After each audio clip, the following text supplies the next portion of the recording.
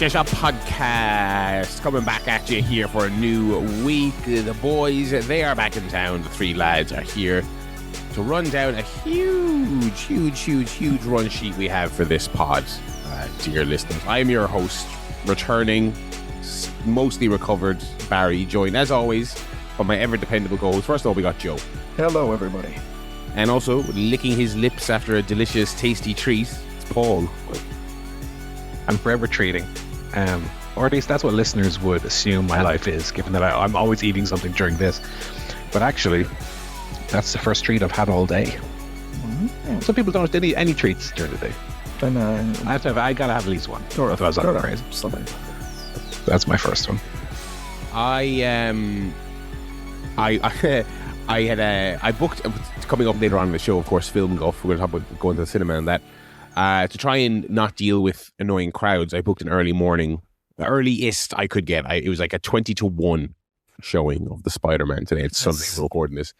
And I slept it out today, so I started the day with a treat. My popcorn was the first thing I ate today. Wow. It was quite an odd feeling, but I actually kind of liked it. Yeah, it's hot brain, basically cereal. Yeah, very salty, just like rashers in a way. So, and you wash it down with some milk, probably. Yeah, give me a dispenser milk, please, Chief.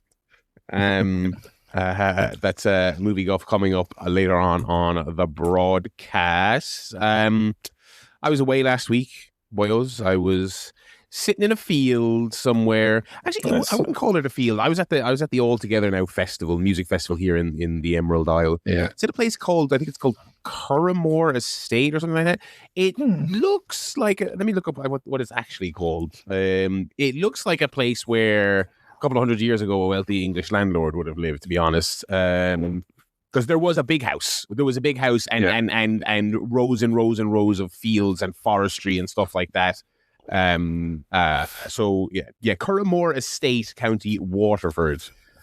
So it was not just a field. It was quite a posh thing to do. And they had a bunch of, like, near the big house, they had a bunch of like holistic, like relaxing activities and things like that. It wasn't all just, pilled up kneecap fans moshing around.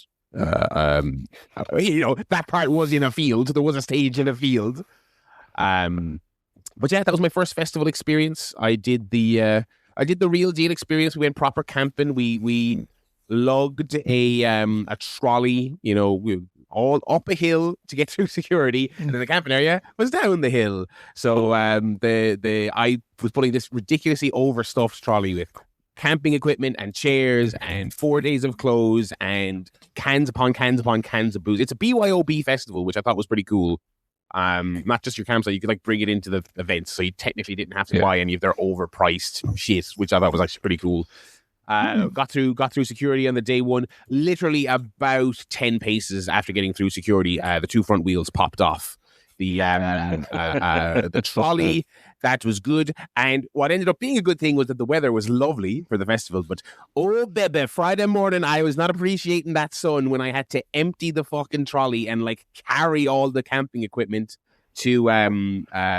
We found a decent spot, and obviously I'm a complete newbie. Someone had not only been to festival before, but I've been to this one before. I was like, no, you don't want to camp here because there's the nighttime electronica goes to 4 a.m. spot. You don't want to be camping near that. So I was like, okay. I was like Homer Simpson asking to tap up the food supply before they've even blasted off from Earth. That was me. I turned to my wife and said, can we open this? Can we open it? Can I have? So I need to eat something out of this. She's like, no, you can't. You're Homer drinking the water on the dinghy. Yeah. Water everywhere. So let's all have a drink. I'm just eating dirt off the ground. The weather was really good for the whole weekend, but I suppose so. Thankfully, we weren't rained out. But it was also like the dustiest place of ever. Everything was kicking up dust. There was 30,000 people there, and so everyone, you could just hear it. Everyone was coughing because it was just so dusty. But I have to say, other than the pains of getting in and out and Monday morning hungover, tearing down the fucking tent, and we were with a group, and so we kind of had to split our stuff. They were very nice to help us with their trolleys. Other than those two pain points, I actually loved the camping. I loved being in the tent. I loved going out all day and drinking and having a great time, and then like sleeping like a log on those air mattresses because I was just so tired because we were just having so much fun. It was really great. I would do it again. I would become a festival guy for sure. Saw lots of great acts. I'm not a big music guy, but I was with people who like had an agenda of, we want to go here, we want to go here. And I saw tons of people I'd never heard of before who were really great. Lots of big Irish emphasis at it, but a lot of really, really impressive English acts as well. Did quite well. Saw Kate Nash, who was spectacular. She was probably the show stealer of the weekend. It was really, when you see so many gigs back to back like that, the thing we were talking about a lot in the car is like, you kind of really notice who does and who doesn't have stage presence. You kind of really notice that a lot. For sure. And a lot of people I liked didn't. And then like Kate Nash was a pro's pro. She was up there. She was the rock up there with her showmanship in between all her tunes. She was great. But some people don't want any banter. Some people just want the music. That's the thing. That's mental. And it wasn't, which I don't get. And it wasn't even that, because it wasn't even just some people, because we've talked before about like, Hetfield, the Metallica gigs, and thankfully he at least keeps it short, right? So he keeps it short. But there's some people that it's not even that they're yapping too much. It's that there was an act I really liked, and I won't say this because I really liked the act. There was like, there's two of them on stage and they fight to riff with each other in between every song, and it was like actually hurting the momentum of the show. I was like, please segue from one song into the next, because it's painful. It's painful. One person I won't cross off my bucket list of, see before you die is Christy Moore. Massively underrated how popular he would be, and his tent was overflowing. So we sat outside and listened, and even that area was getting crowded, and I was like, let's go do something else. Shit. So he was still packing them in. Pulp were fantastic. Again, you want to talk about stage presence. I mean, pros doing it for decades upon decades. They were really, really fantastic. But yeah, it was really, really great. And I would go again, and I'm just about now recovering from it. I really feel old after it. It wasn't even it wasn't even like a boozy, my belly is sore. I went to bed at around 11:30 on Sunday. It was like our last night, and the rest of our room was still going. I was like, I actually, it takes me about 2 minutes to stand up when I'm sitting on the ground. I'm like, my hips and my knees and my ankles. I feel so fucking old. And so I was kind of like, all right, I don't know. It's funny because I walk lots of places already. It's like, I think I need to join a gym or something, because I was feeling it. I was feeling it at the end of that. But yeah, it was spectacular. So I would absolutely do that again. Other than that, that's been my week. No other life stuff really for moi. What have you boys been up to while I was away? Well, the highlight of my week was, I thought that Mariah May was the glamour, but then I saw the picture of little Barry in his wellies, his little pants, and I thought, that is the stilo. Yeah. I might just start dressing like that. Not even go to a festival. Just do that. I drove up an hour north of here today to meet an old school friend. Oh, nice. Stephen, who has co-hosted an episode of this podcast when you boys were away. We met his family for the first time. He's been like with his now wife for 11 years. Literally the first time I ever met her. He came to All In the 2 years. So I think Joe might have met him one of the times we were there. Met his family for the first time, and the children, and I bought them presents. Oh, like this guy. I got high fives from the children. Very nice. A 1-year-old give me a high five, which I was absolutely give you a high 6-7 with. Well, I was talking to him later and asked, does the girl know 6'7"? He said, yes, she does. The most important question. And we visited the old school. I've not been back to my secondary school in about 20 years, because now I live an hour away from it. So it's my first time back, and now it used to be a boarding school. I was never a boarder. I was like a day boarder, so I was there. I was, for all intents and purposes, a board. I was there 11 hours a day, and school on Saturday as well. But now it's become a public school, but it's all fenced off. And there's a security gate up front. They don't let anybody in. Similar to my school when I go past now. You used to be able to just fucking walk in, wander around. Yeah, you just walk through. Grab a couple of kids, fine, do whatever you like. Now, gates, cameras, like, you have to have an appointment. I'm not going to make an appointment. Right. But the irony is when it was a private school, you could just walk through. That was the 90s. See people walking through with their dogs and everything. That was pre-9/11 port. And then now that it's a public school, you can't go in. But anyway, we were standing on the road looking through the barrier, and I said, let's go talk to the security guard. Okay. And then Stephen says, and then, we can ask him if we can go in anyway. So we walk over, the security guard's there, we poke our head. Hey, we went to the school 20 years ago. This fella's actually driving up an hour. We're talking to him for about 5 minutes. And then we say, since we're here, can we just have a little walk around over here? And he says, well, you're not allowed. But there happens to be, I think it was a public church thing that was happening in what used to be the assembly hall. So he said, well, there's people here, so just go in. So we just wandered in and walked around the grounds, which was surreal. My first time there. Last time I was there was closer to when I was born than it is to now. That's how old I am now, I suppose. But it was really, really bizarre just to look at the old spots and all that. And then we went for a game of golf in Julianstown, which was very fun as well. Did not play well. I got a 3 on the last hole though, which was a par 3. So I got the par. Some of the par 5s were very, very long. There was one, which I've never seen on a golf course before. There were 2 holes where the tee boxes were right next to each other and they kind of crossed in an X. Okay. Mm-hmm. So you were playing across the other one, and almost every person there, ourselves included, would hit the wrong fairway. So you were supposed to be going for the one on the left, or you would always end up on the one on the right. And the people who were going for the right would end up on the left. And it was just, it was haywire. And then I drove home, the hour home. So I'm here now for this. But that was a lovely Sunday to catch up with him and, again, revisit the old school and have a game of golf and meet the family and all that. That was lovely. In the week, went for a jog. Right. With the intention of doing 10 kilometers.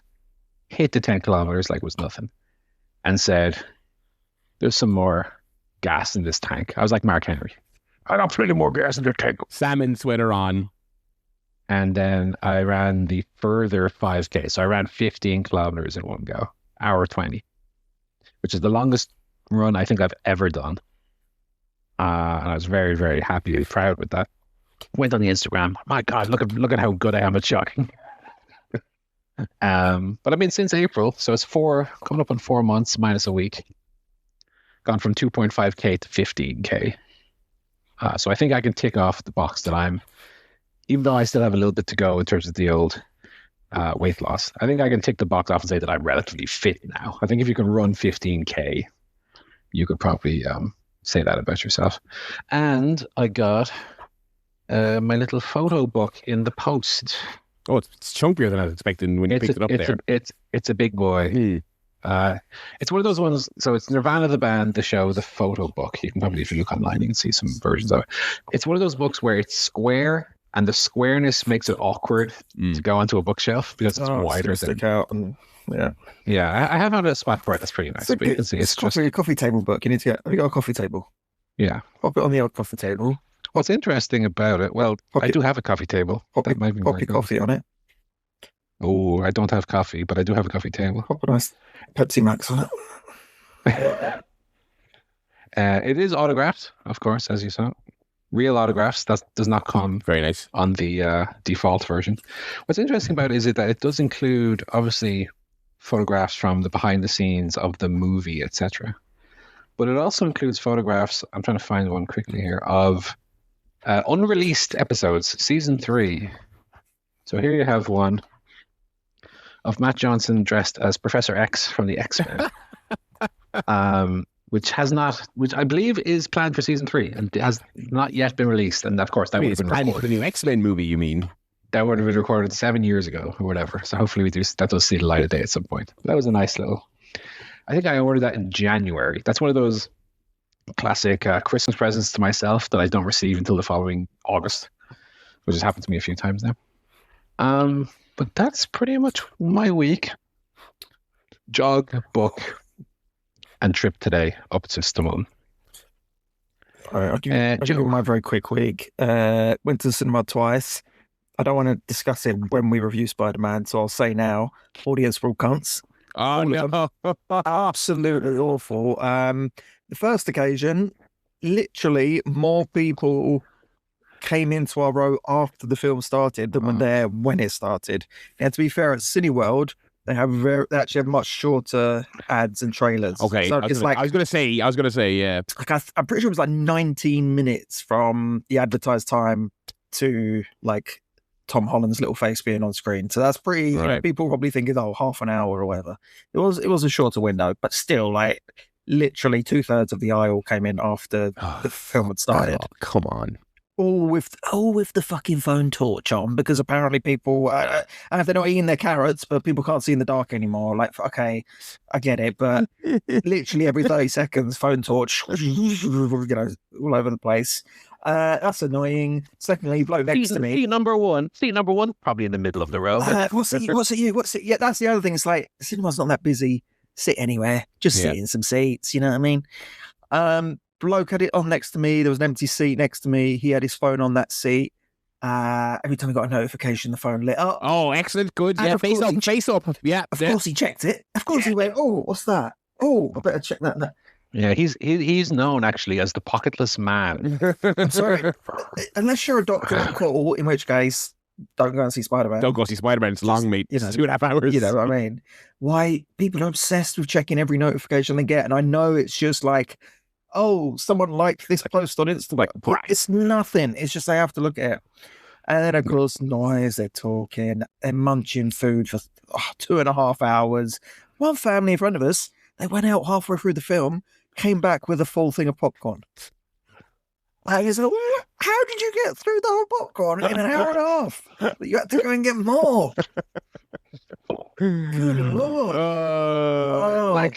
I'm a fat plonker. I've never been hungry after finishing a cinema. No, I was thinking that. And the last couple of journeys I haven't even finished the popcorn, and I love my fucking salty shit, let me tell you. It's just unbelievable. Yeah. So, yeah, loud, annoying. But we'll review the film. At least the film was positive. We'll get to that later. That was good.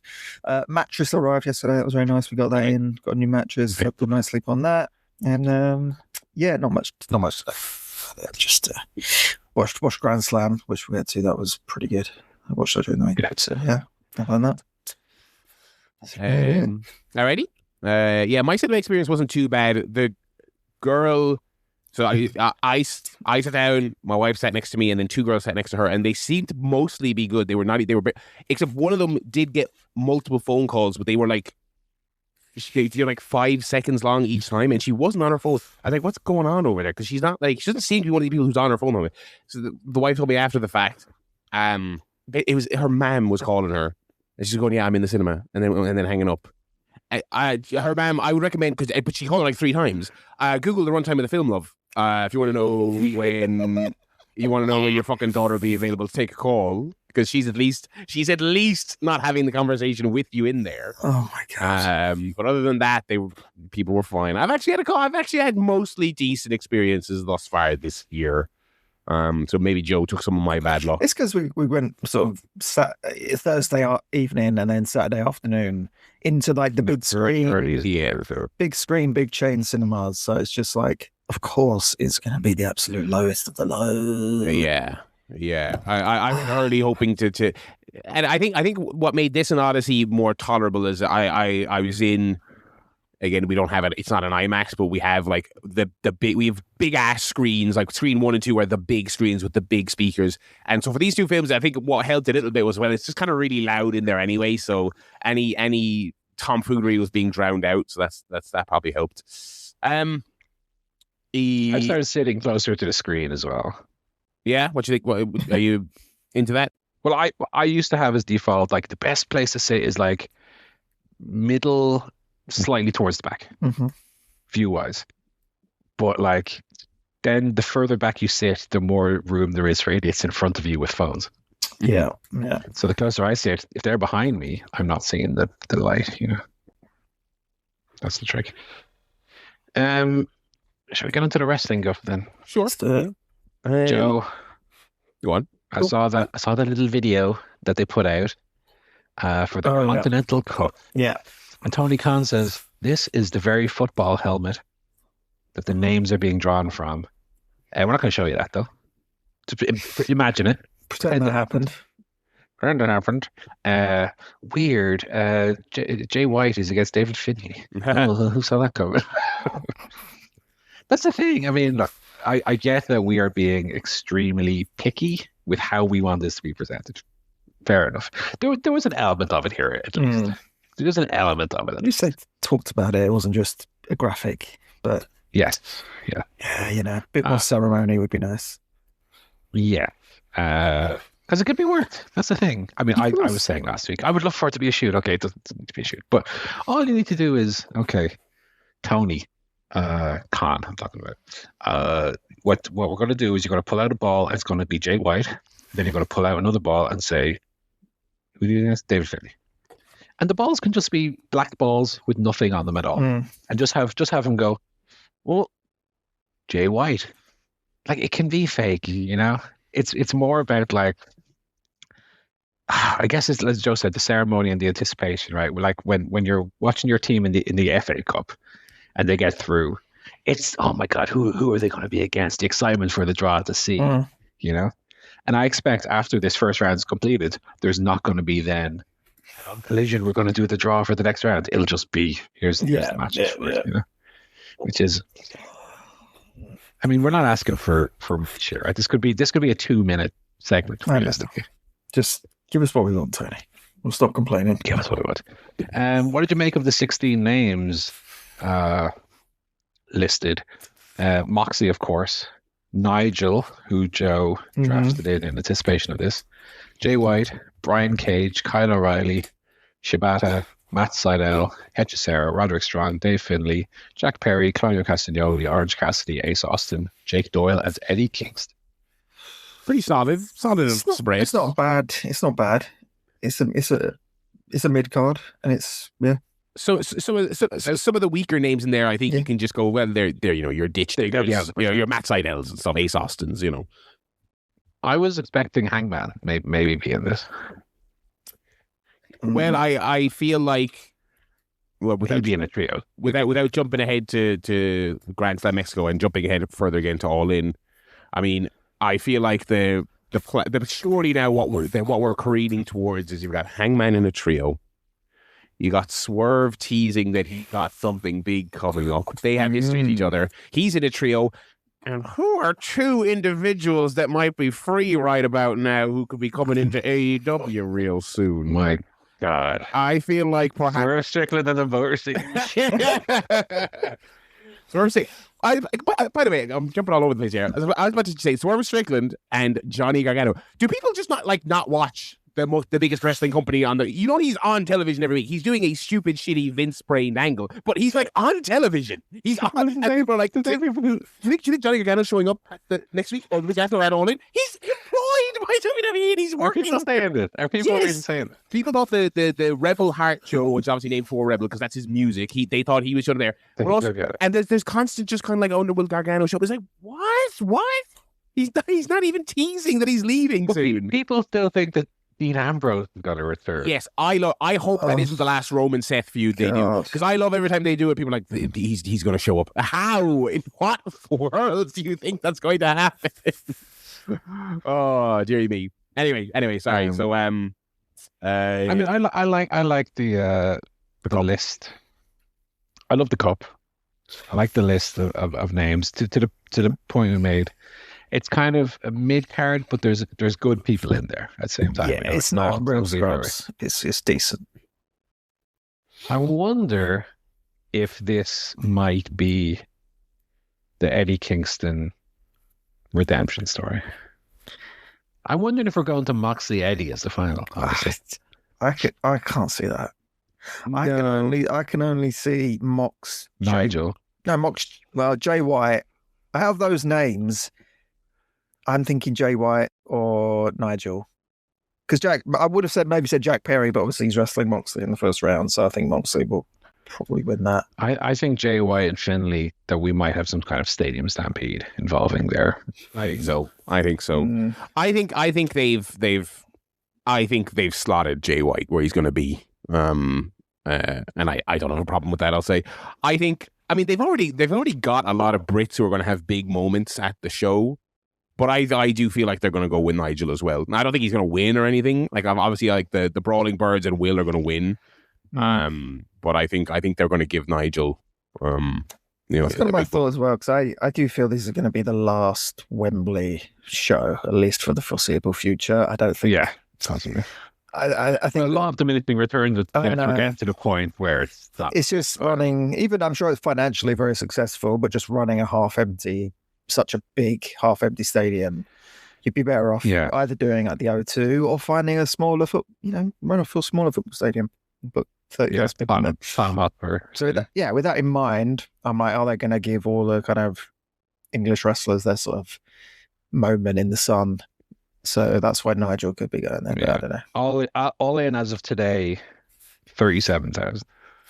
Just decent. I think they'll hit with 45. 45. Yeah, they'll be in the similar ballpark of the second one, I guess, when it's all said and done, which is respectable, But yeah, do you want to push your luck fourth time? I don't know, maybe not. I think a gap. I think do a gap. Texas was fun. Do another mid-sized like American building next year. Maybe the next 2 years. But yeah, they could do the not Arthur Ashe, the other one, the Louis Armstrong.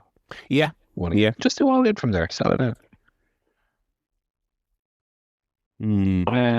Anyway, up next, Jim Ross having some serious surgery coming up. So, wishing Jim Ross the best. All the best, JR. All the best, JR.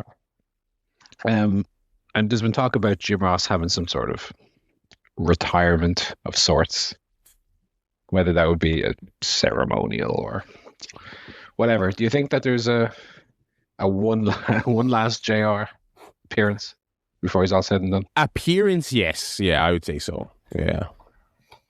On commentary?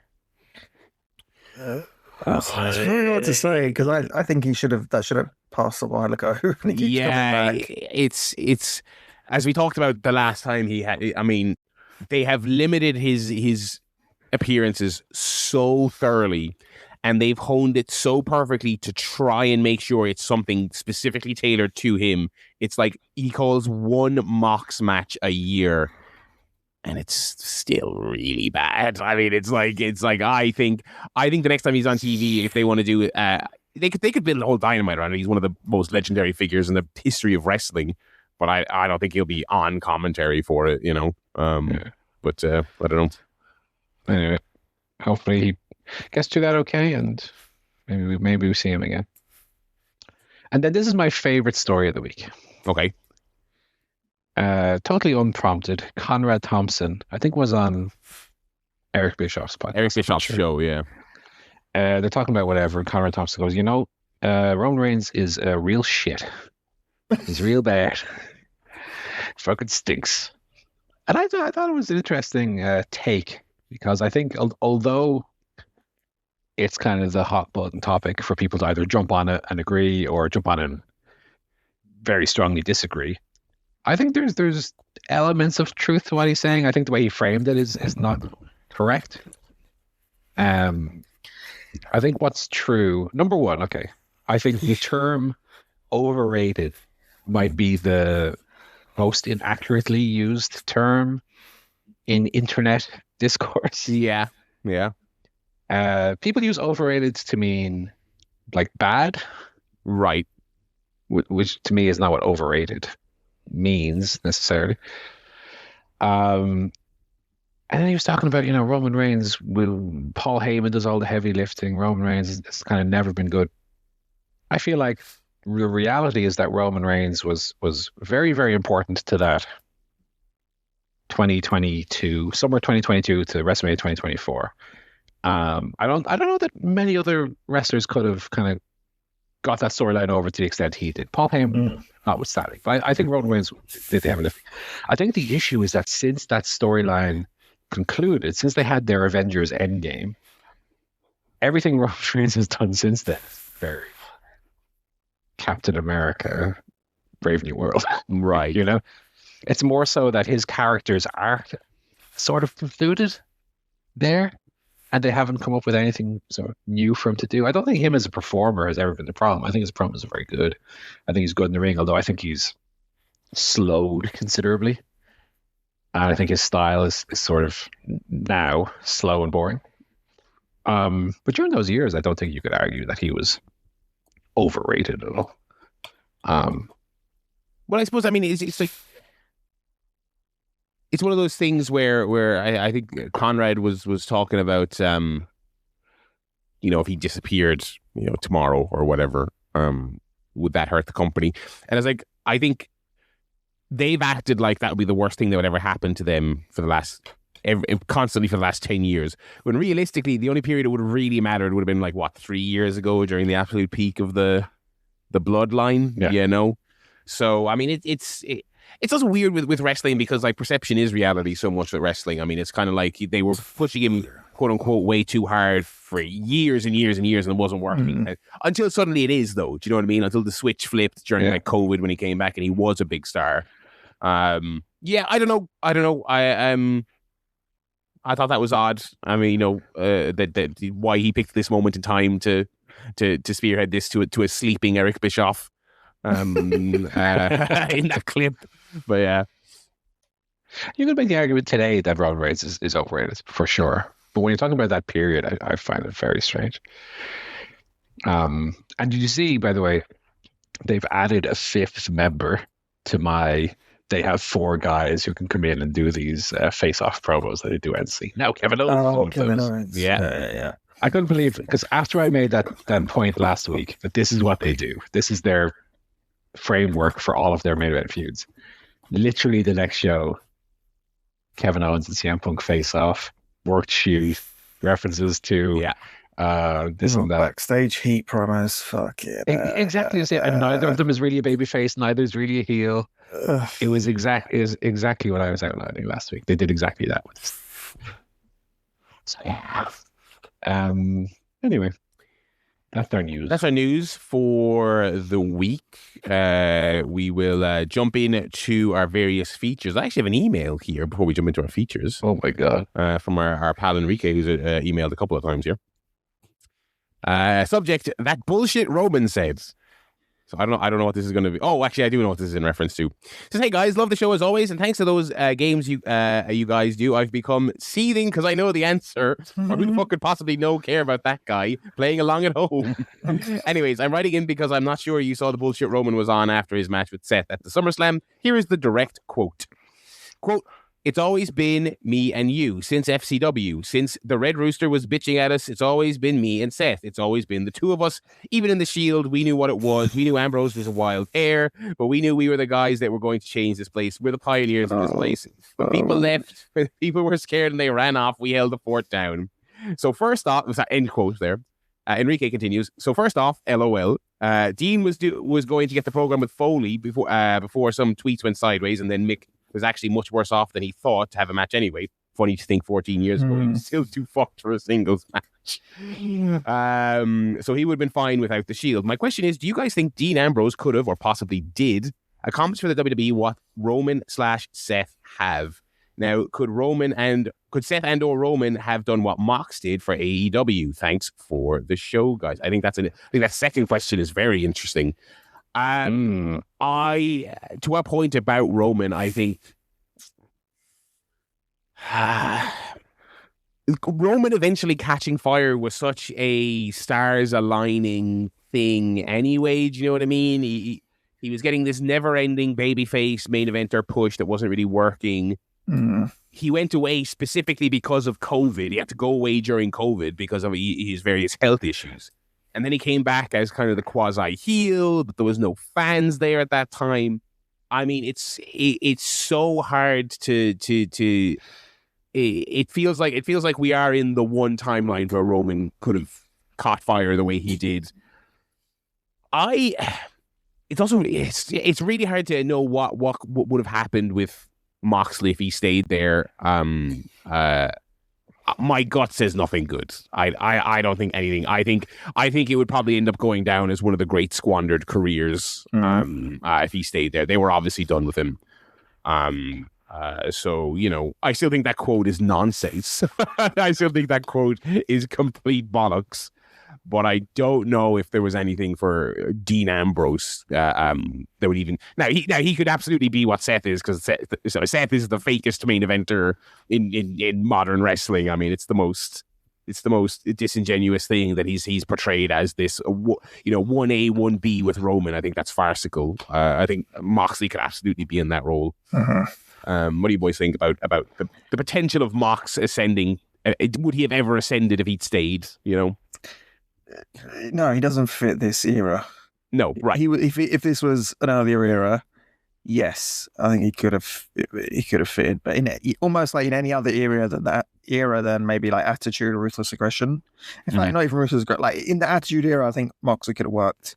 He could have been like even then, I don't know what his ceiling was, but I think he could have worked. But he just doesn't fit what they want, which is like a game show host kind of coming out and doing the kind of comedy promo and like having the template match where you do a monologue in the middle.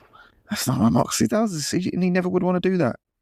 I think he would have been like at best the guy who kind of occasionally got a main event to put over Seth or Roman. He wouldn't have been. Yeah, I remember when they did that with him, and he came out with the potted plant, or he came out with ketchup. Yeah. Or the gas mask. Yeah, it never kind of fit him. I think he's also, when you watch him back in WWE, sort of physically smaller than they like, even though you watch him in AEW and he looks fucking enormous. I guess that's because of, relatively to other people in AEW, he's very big. But yeah, even when he was there, from 2012 through 2019, whatever it is, he was always kind of the C member of that group. He was on SmackDown. Granted, SmackDown was well liked at the time, and he featured AJ Styles and that. But he was always kind of on the B show, while Roman and Seth were perceived to be bigger / more. Roman certainly. And yeah, I think he's whatever the decision makers weren't into him. As we saw in the Steve Austin podcast, I don't know that his personality sort of lends itself to that WWE big personality style. But I think despite all that, I think the fact that he was in the Shield would result in him being pushed with the two of them, because like I said, this week and last week, he would have 15 years of history to refer to in these long, never-ending face-offs, week on week, and they'll say, "We were in the Shield, where were you?" So I think just by virtue of that, he would be in there. Plus, there would be a groundswell in the same way that there was with Punk and Cody. I mean, it could be in the Kevin Owens kind of role. Yeah.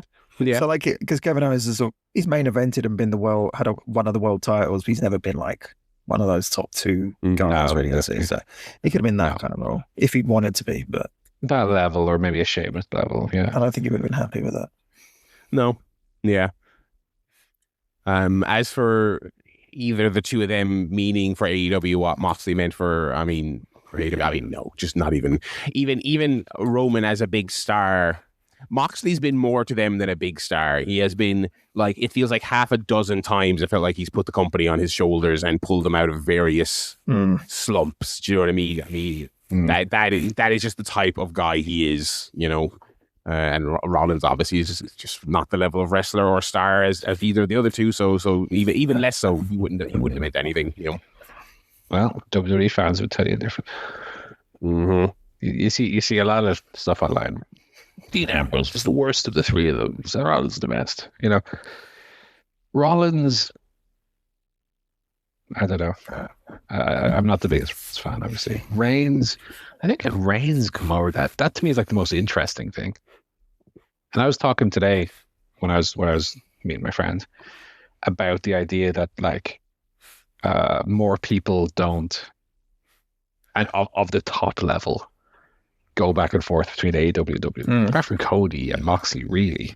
Since then, you know, I think it'd be really interesting if someone like a Roman got a massive offer from a Tony Khan, and just or vice, you know, let's say not Mox necessarily, but I don't know, like a Swerve Strickland got a big offer from WWE, something like that. Just Kenny Omega got a big offer. Like imagine Kenny Omega, please. That the AEW WWE thing has started. When you think back to the Monday Night War, it's big jumps, big exciting jumps. Like whatever about the New Day, and that's cool. But like, what are the main guys? And I was talking earlier, and it's a point you've made on here before, that it's not about who pays you the most. It's about, I want to have my WrestleMania moment or whatever. And back in the night, like, you know, read my magazines about from 94, 95, whatever.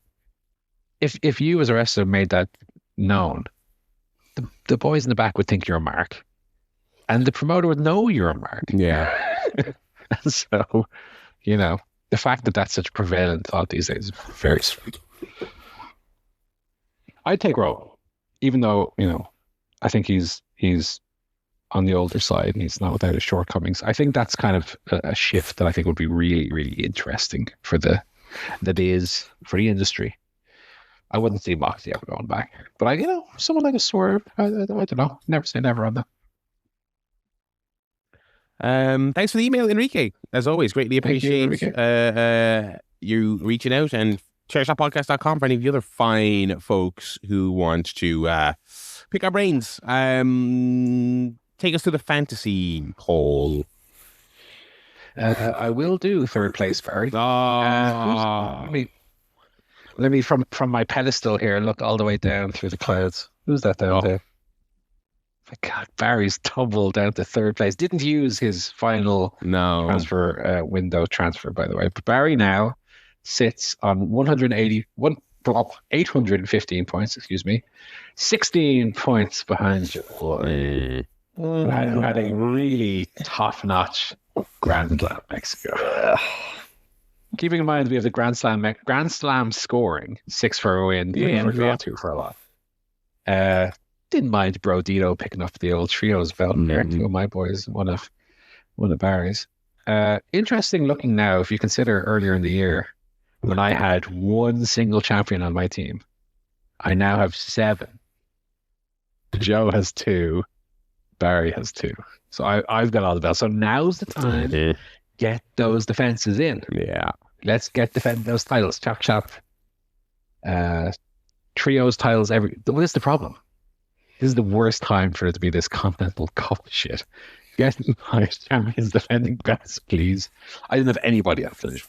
Big old duck egg for Collision. While Joe had 14, Barry had 8. Yeah. Both 30 points for Grand Slam Mexico. Me with 60. So I got as much points to combined. The coward Meltzer, of course, did not give Fletcher Speedball. That's crazy. That is crazy to me. Not that I thought it was a fiver, but I thought for him it would be a fiver, you know. You know. I was thinking in the week, you know, on Letterboxd where you can see your, like, how many half a star, how many 1 star, you see like a bar graph. How many would Meltzer have for 4 3/4? Through the ceiling. So, you know, Joe still very much in the lead. Was he 260 points out? Yeah. But look at the form. In the last 10 shows, I've beaten Joe by 100 points. Don't worry about that. That's fine. We're coming for you, slowly but surely. I do have I have 1 transfer remaining, and I know what it's going to be, but it's not going to be today. I will be using my transfer in the next in the next 2 weeks. Interesting. And that's me done for the year. I hope you don't get any injuries for the rest of the year or anything. That'd be a shame. Knock on wood. Yeah. Kyle Fletcher makes his entrance and a mysterious masked Englishman comes out with a spear. Take that. There we are currently. Joe and Barry, you each have 2 transfers remaining. Just so keep that in mind in case you want to use those at any point. All right. Okay, that's our fantasy update. Do the quiz. Will Ospreay, by the way, just before I finish, Will Ospreay finally has appeared in the top 10 wrestlers for the year. Also, finally gives Barry someone with 100 points or more. Yeah, Barry's after Tekla went above and came back down. He's Barry's only person in the top 10. Joe has got 4 and I've got 5. Okay, look, we have a quiz. We do. We have the long-awaited return of PassCody, which is the quiz where I give the lads a set of 6 wrestling-related things, and they have to describe that thing with one word at a time and without using any of the words in the actual answer. Okay. So we've done this quite a few times before. I've got to look at my results. I think the last time we did it was November, which seems like Has it been that long? Holy I shit. don't think we've done it all year, or at least I haven't.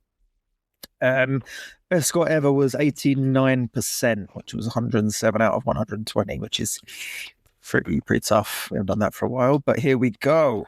So who wants to go first? I'll go first. Okay, sending you set number 1 on Discord about it. And there we go. Right. All right. All right, Paul, here we go. Right, I'm tuning into your frequency.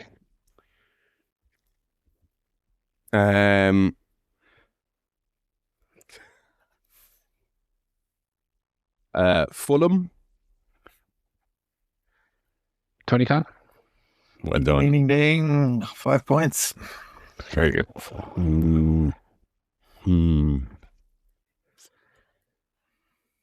Omega.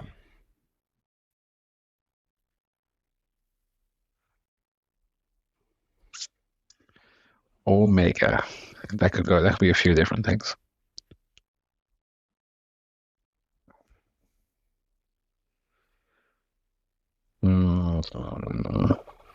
I got 3 forks from Omega. I don't know which way to go. I will say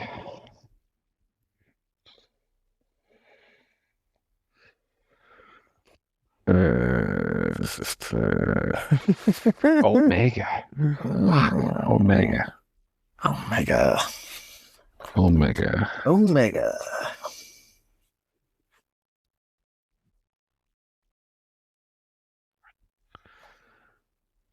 Oh, what was that belt called?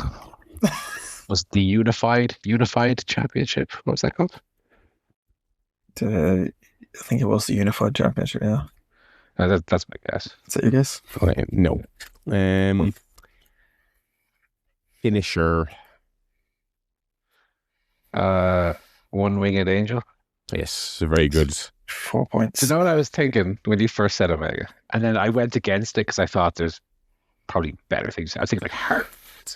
Oh, that would have been a very weird place for me to go. That's but what I was thinking. yeah, I was thinking that you probably do like delete or something. Okay. Okay.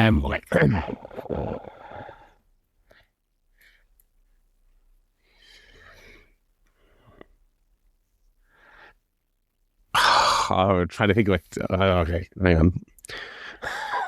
There's a particular Sephiroth would be a good one. Sephiroth would have been a good one. Yeah. Okay, this is okay. Perspex. Elimination Chamber. 5 points. Magazine. Ooh. Power Slam. Modern.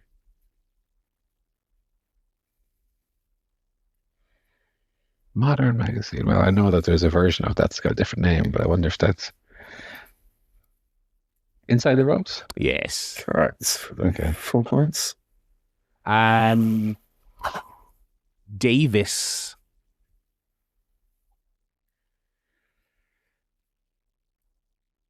Aussie Open. Oh, good. Very good. Fantastic. Okay, this is hard.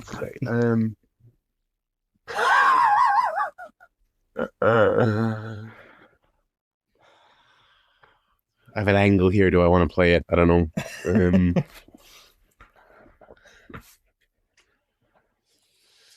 Okay, I'll do. Craigor. Kreger. Mm.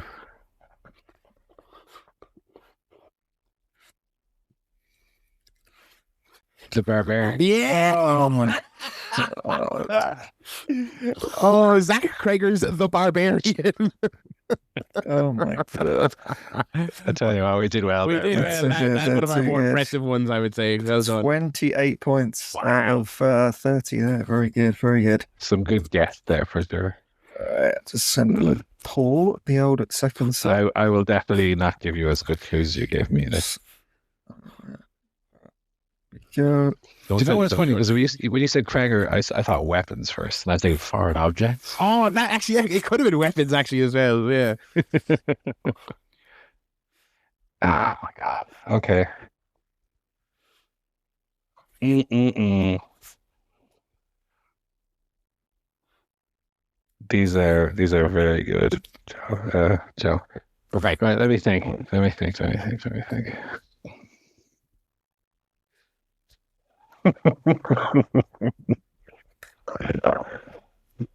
Oh God.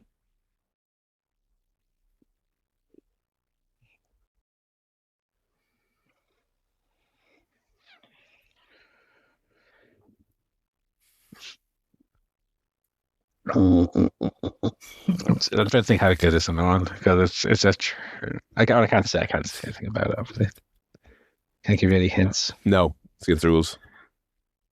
Yeah. Whoopsie.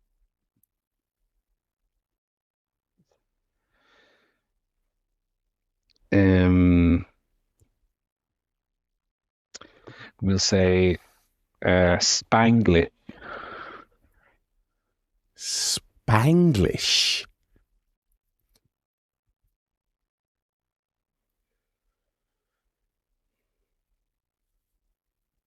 Okay. Three Amigos. It's not right. Andrade. How you know? Correct. How you know? 4 points. Okay.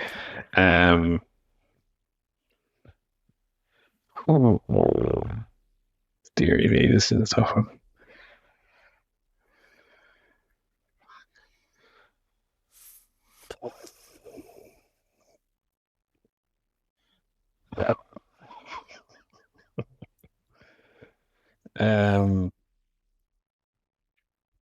I might come back to number 2. I'm going to skip ahead to number 3. No, you can't do that. I'm not allowed to do that. Of course you can't. What do you think this is? This guy's. I'll just skip. Changing the order. I'll just skip Changing that. the I'll skip arbitrary that. order. I'll skip that. Okay, we won't skip it. We won't skip it. Come on. Come on.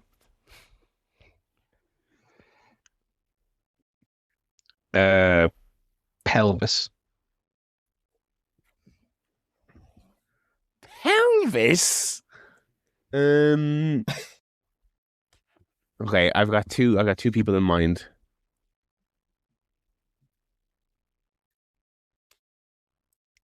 Val Venus. Oh, a good guess. that's a good guess. Very good guess. Throw.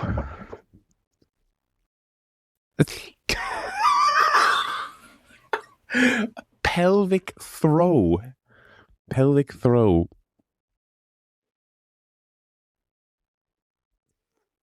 Hip attack? Oh, no, I can't take it. Ah.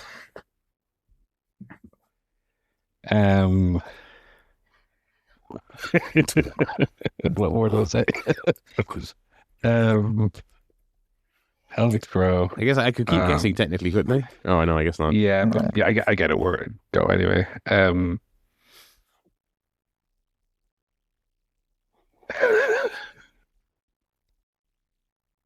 Wank.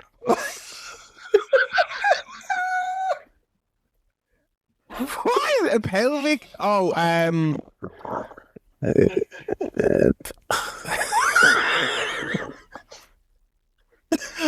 no idea what this is. I was like, you're very close. I mean, I don't know where hip attack came from. That was That was interesting. Pelvic and like throwing yourself into the corner doing the hip attack. What, is that a wrestling phrase? I don't think I've ever really. What? Yeah, no, it is. That's what they call Tony Storm's move. Right. Yeah. Oh yeah. Pelvic throw wank.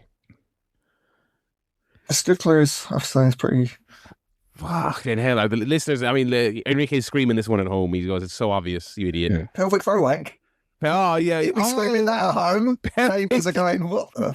Oh, Mr. Pelvic throw wank, yeah, from AWA. Yeah. You were. I say the last guess was like, I nearly gave you it, but it was just.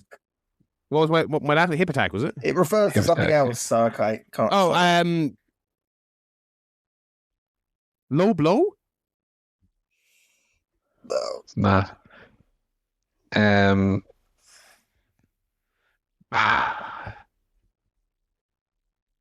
Judo?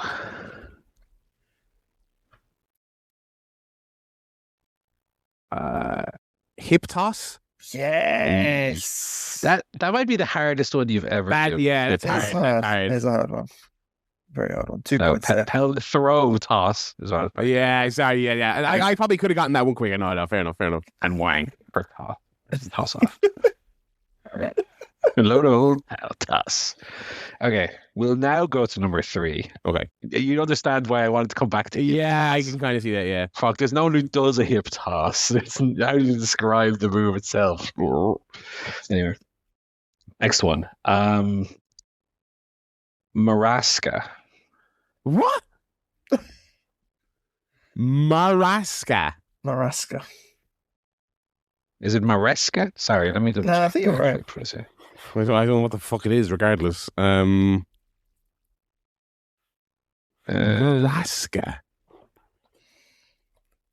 Maresca. Maresca.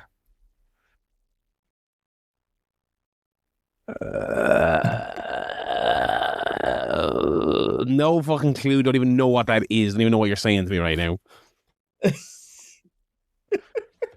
Charmel. Nitro Girls? No. Dud. Oh.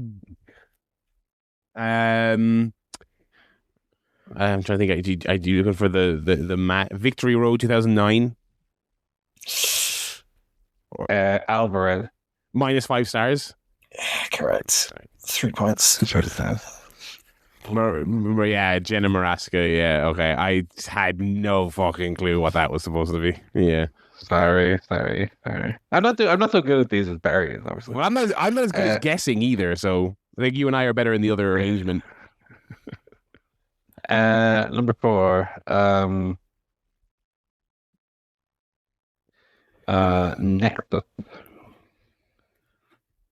Nexus. Wade Barrett. He's got it. Number 5.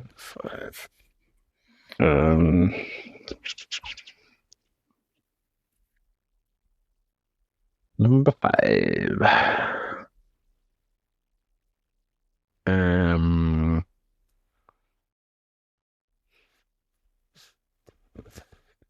This is a tough one without saying a certain word that is in the thing. Yeah, correct. I'm trying to think of a specific. God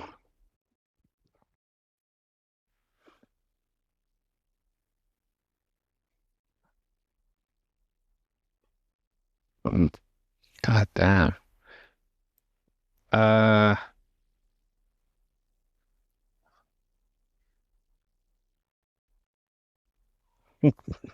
Or even can I combine these into words?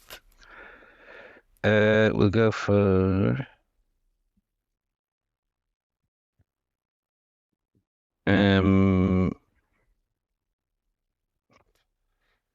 no, I don't see a way how I can do this in one.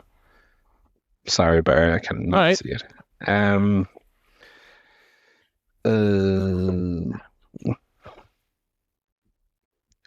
Yeah, championship.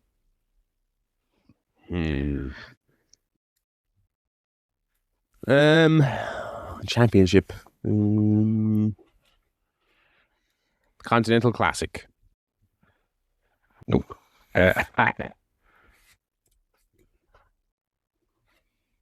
Hitting someone with a title belt. I think we can take that. Yeah. Okay. Belt shot. Belt shot. Okay, yeah, that's tough. That is tough. Hip toss and belt shot. Hip toss and belt shot. My favorite tag Luck of the team. draw. It is. And then finally,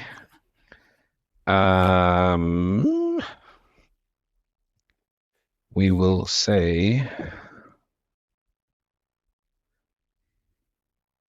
challenger. Number one contender. Correct. Couple of five. Tricky. Yeah, it's tricky. pretty good. Pretty good.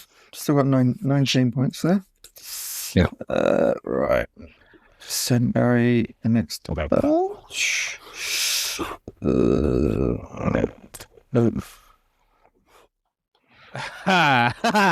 Okay.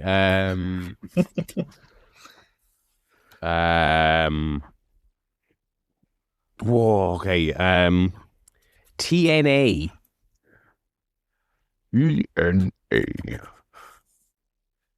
TNA. Jeff Jarrett. Owner. Dixie Carter. Current. Or not anymore. Fuck. I found that shop. I realized as soon as I said it. Who owns TNA? Is it, what are they called? Begins with an A.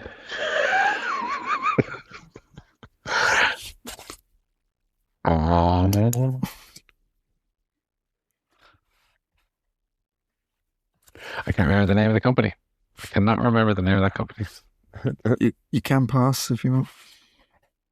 No, I would never pass. I'll just sit here until it comes back to me. I just watched bloody documentaries about it.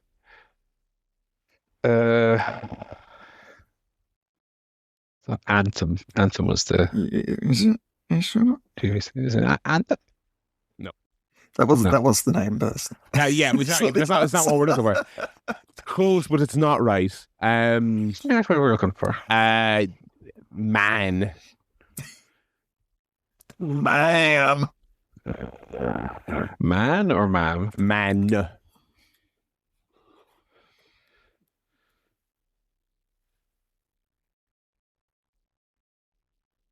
Carlos Silva. Yes. Correct. That's a very fucking hard one. A very hard one. Okay. What's the company that owns TNA called? It's Anthem. It is Anthem. That was correct. Oh, it is yeah, Anthem. yeah. It was just. I was just looking for the person. I was misremembering. I thought Anthem was the. Oh, that was the TV station or something. Yeah. Is that right? They own what used to be HDNet, whatever it's called now. Access. Yeah. Mm. Anyway. Oh, Access. Access. Yeah. Right. Okay, Next one.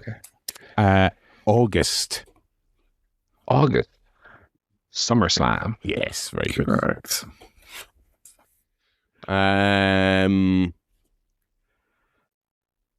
Apuestas. Apuestas. Oh, that's like. Which one is it? Hair v hair, mask v mask. That's a lucha. That's Apuestas. Like a bet. We'll go for mask v mask. Incorrect. Okay.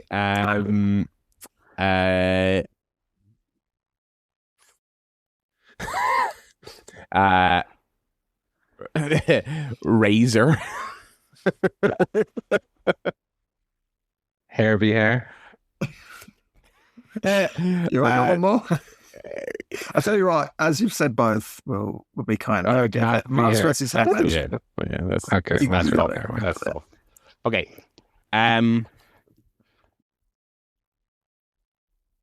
Clon.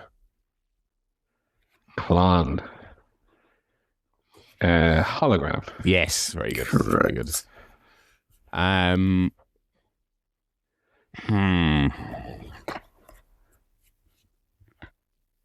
Ugh.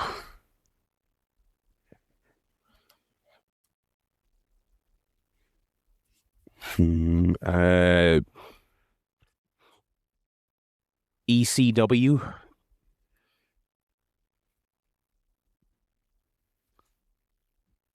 Ooh, ETW.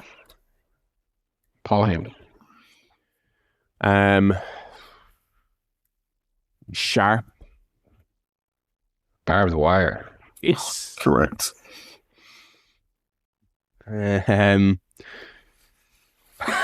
Okay. Arc. Mm-hmm. War Raider. Oh, that's a good guess. Arc Raider. Oh, fuck, I just got it. Your second clue, I'll give you Kenta. Pro Wrestling Noah. Correct.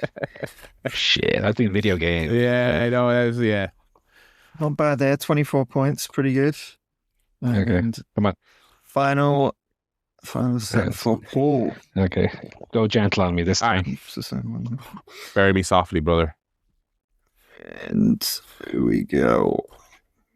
Boom.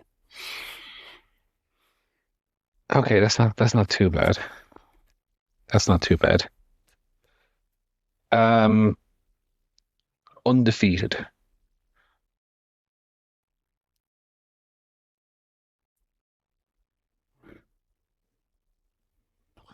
Two directions I want to go here. I'll say the streak. Correct. It is.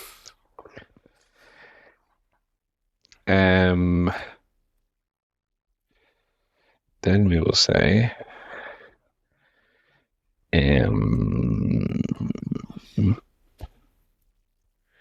manhandle, which is one word for Yeah, of course. anyone points it out to me. Manhandle.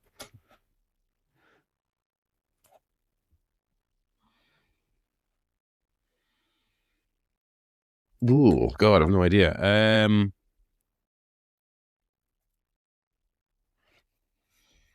Manhandle.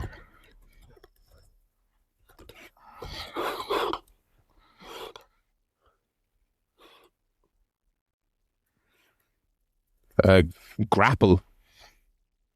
No, Irish.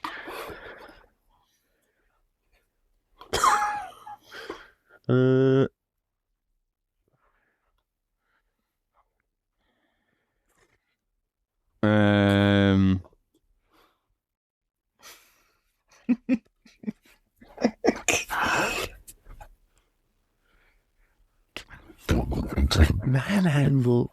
Irish. Enrique's having conniptions. I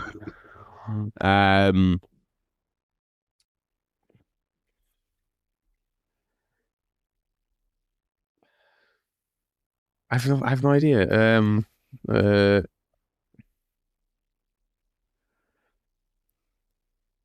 Donnybrook. Redhead. Seamus? What? Oh. Woman. Becky Lynch. Yeah. Why'd you manhandle? Her move is called a man. Yeah, but you could have just gone man. Man, if I just said man, you would... man. Yeah, but if it was your first clue, I would have probably known that. Nah. Yeah. Man. He's a man. Such a man. Okay.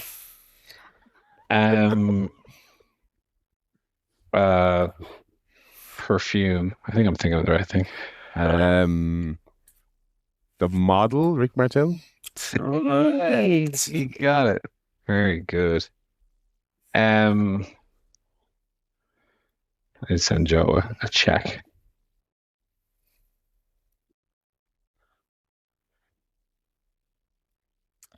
Yeah. Joe says, yeah, okay. Although I guess then you get into how many, like if I was to say, this isn't what I'm saying, obviously, but I would say 1,050,000. I think a number is one number. Okay, a number is what Joe's 9 around. and 15 and 12 and 1. Yeah, that's No. If you just say It's one number that involves multiple words, then That's okay. Okay, I'll say 2,300. Oh, very good. The ECW Arena. Correct. It is. Then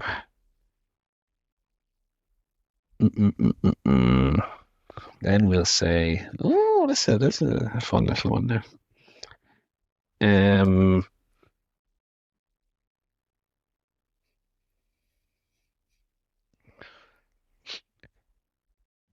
Half. Half.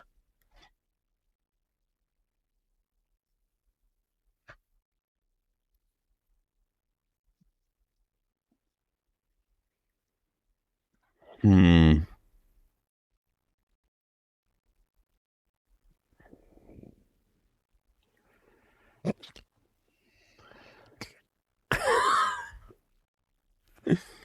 It's not going to be that, so I'm not going to say that. Half. Half.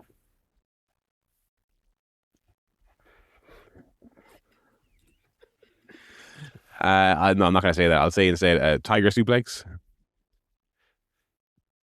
Oh, single leg crab. Yeah, that's very good. My first guess there was going to be minis. Oh, that'd be politically incorrect. And then we'll finish off with slobber knocker. Jim Ross. Correct. There you go. Correct. That gives you that gives you a total of 97 points. Which we didn't break the record. It's pretty good. I mean, you have to go some. That for those were really hard, so I'm happy with that. Yeah, no, 97 is Some of them respectable. Very respectable. Thank you as always, Joe, for that. That was good fun. And well done, Paul. I think we did well there. I think we can be proud of ourselves. Good effort. Some really good ones and some really bad ones, but a balance. Manhandle. A manhandle. Just say man next time. All right. Just say man. Maresca. Who the fuck is that? Nitro Girl? I was like, when you said Maresca, I was like, Russian wrestling promotion? What the fuck? Did he manager? What she got to do with a Red Bull? Alrighty. We'll jump over to our wrestling television review this week. Oh, Mexico, I love you. Which kicked off with a phenomenal episode of AEW Dynamite from the Cathedral Arena, Mexico, in Mexico City. Show opened up with the Death Riders defeating Cope, Cage, and the Young Bucks. This is a good, very heated match, and I think in a counter to the type of thing I'm always complaining about, I'd say this match did kind of what I wish AEW would do more of, which was obviously this match was going to go to the destination where the Young Bucks and Cope and Cage were not going to be aligned. Something was going to go foul, causing them to lose and further building up the tension between the two of them. But they thankfully did not belabor that for 15 minutes of blind tagging and making faces at each other and pulling each other out. It was not any of that. They just went out there. They had a really good match. Eight really good pro wrestlers having a good match. And then just Cope and one of the Jacksons bonked heads at the finish, and it led to them losing. And then afterwards, they had a few words and they can't. If that's all you need to do, this match would not have been enhanced. It actually would have been taken down a peg if they had over-egged that story. And I really like this. This is a super fun opener for the show. Yeah, even after the match, it wasn't over-egged. No. They're playing this one pretty straightforward, close to the... I kind of like that this is just a quiet respect, but we are ever so slightly rubbing each other the wrong way, which I like. I think it's simple. I like it. Very good. I say a lot of the matches on this show, similar level, just like a lot of fun. You watch the Grand Slam, it's like, doesn't really matter what the matches are. Mm-hmm. You're just having a great time. Mm-hmm. It's fun. It's the atmosphere. It's the energy. Everyone's working harder. It's tremendous. This was my show of the year last year. Grand Slam Mexico. Yeah. And it'd be hard to beat again this year. I mean, the venue looks great. The crowd are into everything. And as Joe said, the talent are on. So, what more could you ask for? So yeah, that was your opener. And again, this was basically a pay-per-view. I mean, I think we say that a lot about some of these kind of premiere Dynamite episodes. This was like bing bang boom. This was just match, all great, lots of time, great heat, 2.5 hour runtime as well. So it did feel like a special episode of TV. It was closer to 3. It was closer to 3. Oh, yeah. So they advertise it as 2.5, but of course they always do an overrun on top of what they advertise. So they did need to do a pay-per-view from like an actual pay-per-view for this venue. I think that'd be cool. Yeah, I think that'd be cool. Just call it, instead of Redemption next year, Grand Slam Mexico as a pay-per-view. Yeah, I think that'd be cool. I think that'd be very cool.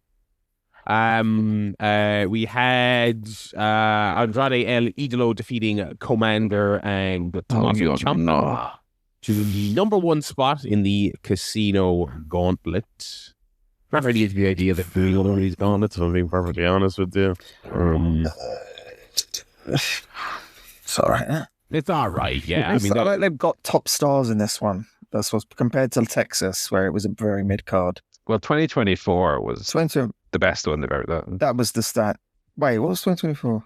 That was with Nigel coming back, and with Nigel coming back, Okada and Arn. Of course, yeah, they didn't have one at the first All In today. Yeah, the first All In. First one was 2024. Yeah, exactly. That one was brilliant, just packed full of stars and surprises. The Texas one was just like it was like the Continental. Robinson's back. The Continental beard. Or something. Yeah. Whereas this one, at least I feel like, okay, we're getting star power and Andrade and MJF. It should feel like their Royal Rumble, where there's got some actual stars in it and some actual like consequence, not just returns, surprises, not a Rampage battle, legends. I'd have Peter Avalon in it. Paul White, remember him? Big Nasty Bastard, Paul White, Jeff Jarrett, Mick Foley, Cactus Jack, Dude Love. Yeah. Oh, we could do that again. Yeah. Oh, you could have Mankind.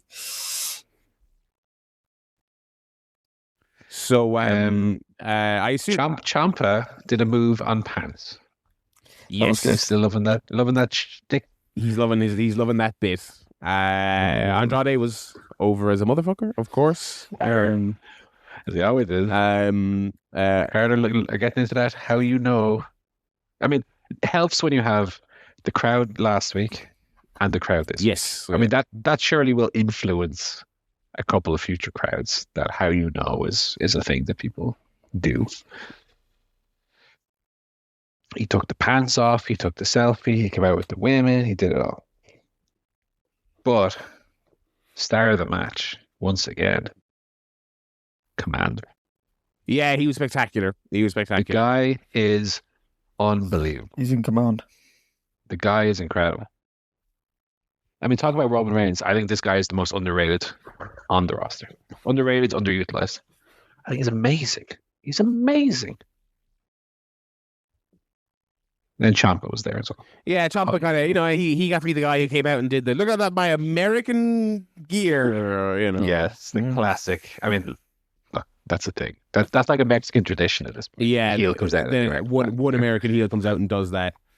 Yeah, good match. Probably most notable for like the one real kind of big angle they did on this show was they had MJF come out and bloody up Andrade and again I kind of wish this was just a match happening at All In rather than a thing in the gauntlet, but there you go.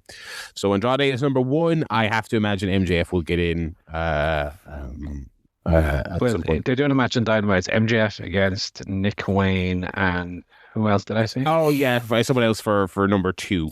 Yeah, someone. I forget who it is. Yeah. Someone also. MJF win the match. That's the point. Willow and the Brawling Birds deflated Money and Divine Dominion in a good match. Not a whole lot to it. Backslide win, giving the Dominion their first loss. Another backslide. Is it their first loss? Yeah, they were hyped. That was the thing they were hyping up a lot, and they said it on Collision as well. Yeah, so because since they started teaming, didn't they like win the belts in their first match? Yes, yeah, pretty much. Or maybe they had one or two before then. Okay, because Willow has beaten Lena. They had a pre-show match for the TBS belt. I think that was on the same show. Divine Dominion then beat Harley and Willow. Then they also do like a separate pre-show match, if I'm not mistaken. Yeah. So that match is official for All In. Yes. Yeah. So that'll be fun. What a twist! And it'll be. Yeah, I think they've timed it quite well. You know, the Dominion have had a solid run, so doesn't feel premature or anything.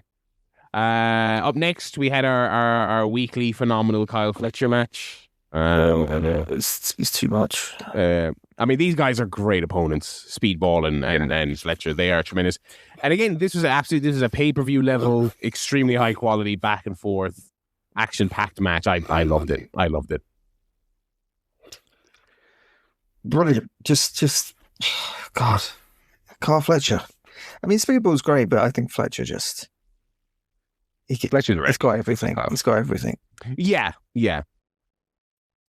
And yeah, I mean, like Bailey is you know, he's going to be a great guy to have on this roster for a while. Whether or not he pushes through onto that higher level, I think remains to be seen. I think I can see him picking up a singles belt at some point. Yeah, sure. TNT or one of those. Mm-hmm.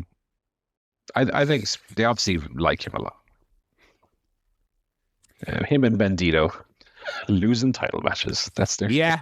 But you know, putting on a hell of a show along the way. You know, I will say I watched this unspoiled, and I thought at various points Speedball had it. I mean, that was it was very well done in that regard.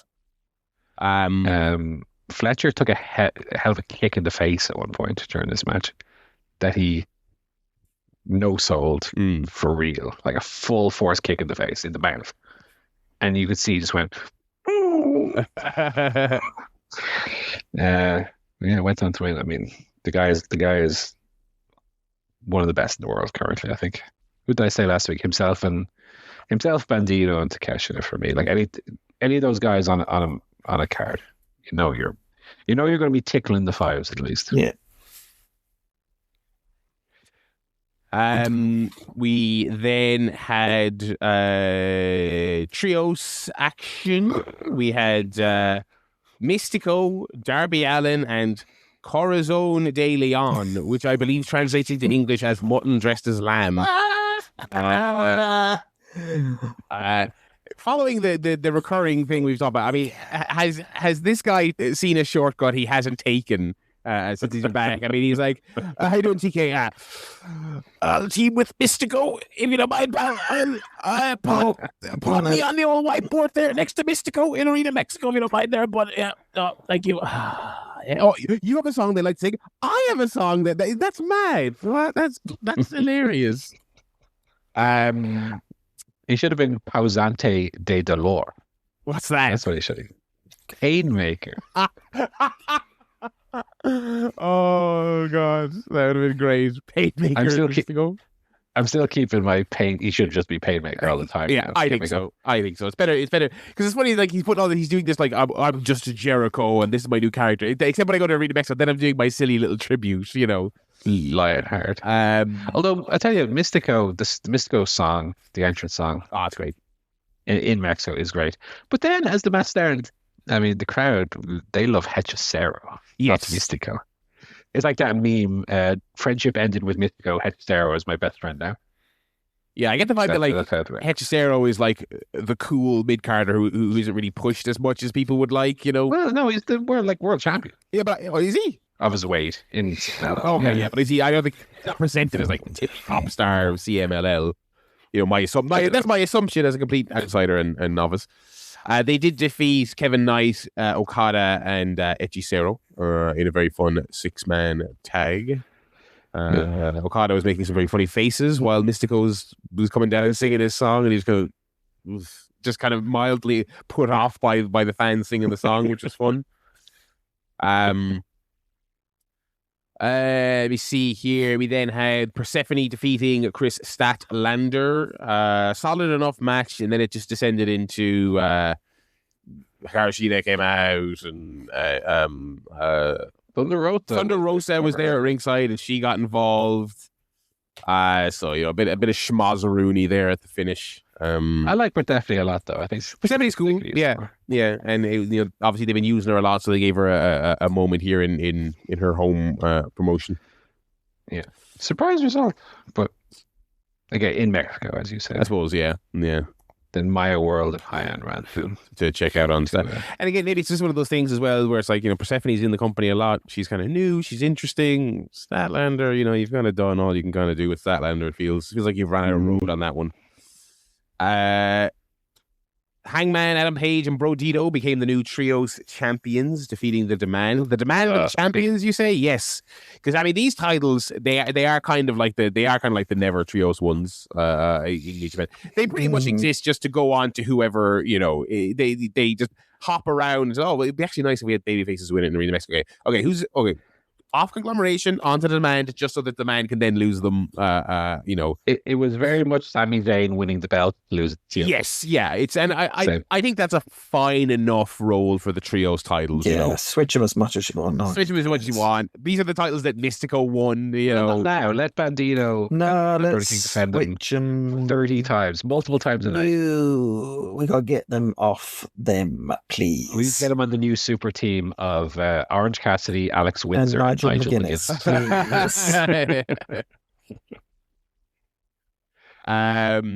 Yeah, this is fun. Very good. This was a lot of fun, despite that. Cool gear on the faces.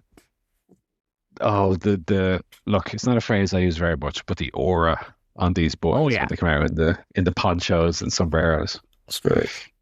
Fuck. I was like, these lads are very, very cool. I'm still a bit baffled that they did the whole Hangman can't challenge for the belt thing, and the solution they cooked up. And granted, as we discussed last week, Joe, we did explain and on Hangman. My prevailing thought is still like, he's coming back. You have 3 or 4 months since he's gone to sort of cook, as the kids say, and he comes back and he just sort of walks up to Brody and goes, "Me and you guys," and then just wins the belt immediately, and then we'll have a trios match at the pay-per-view. I mean, I don't know. It doesn't strike me as the most inspired, long-term. Right, here's what we're doing. Unless, as you said, there's a swerve Strickland in his future, not a twist. But again, this is a strange way to get there.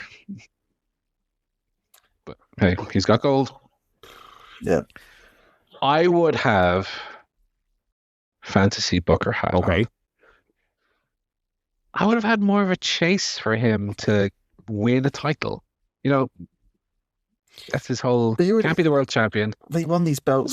He won these belts like the start of the year already. Yeah, he's already been one of these champions. You know what I mean? Yeah. It's not like, this is a big deal. It's more of a like. And he went on a whim on his first try.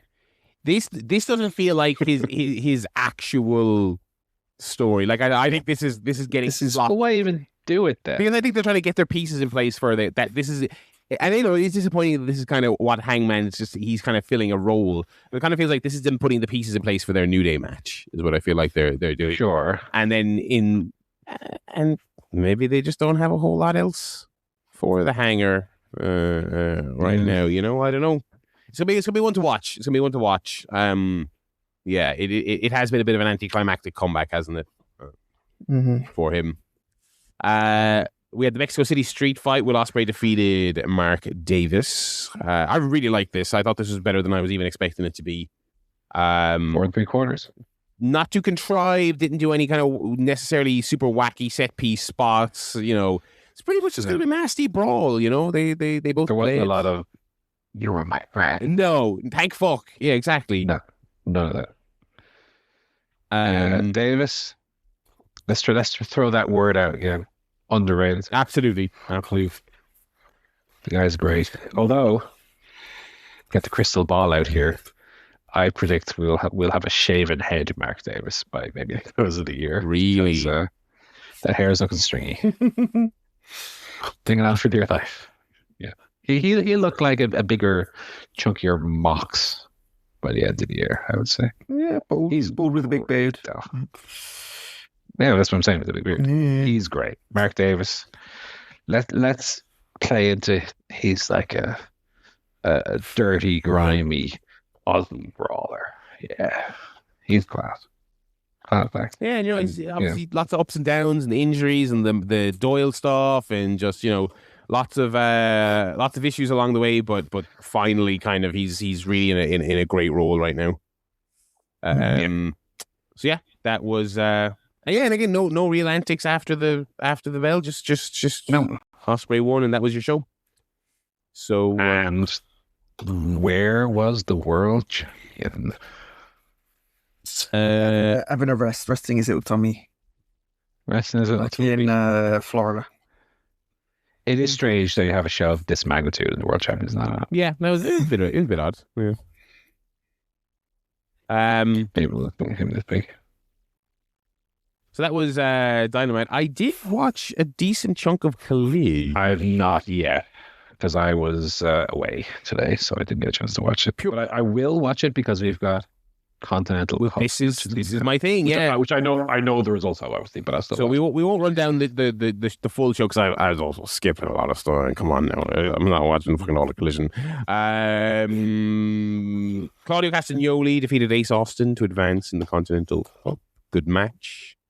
I like Ace Austin in this role. I don't know if I'd push him much higher than this right now. Certainly, you've got a stacked mid card, but solid guy. Really enjoys whenever he does get an extended match on Collision. Did you watch any of this, Joe?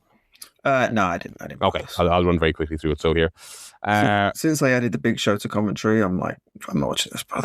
I thought he was all right. I thought he was. It's not even that bad. It's like that to me. That's just like dark coded. Yeah. You're saying finally, Big Show for show in the booth. Tom about what? Tom about Collision. Yeah. See right here. Brawling Birds defeated Viva Van and Vert Vixen. That was pretty fun. The Giant Ladies came out and beat them up afterwards. Darby Allin challenged Kevin Knight to Falls Count Anywhere match at All In. So there you go. That'll be your crazy brawl.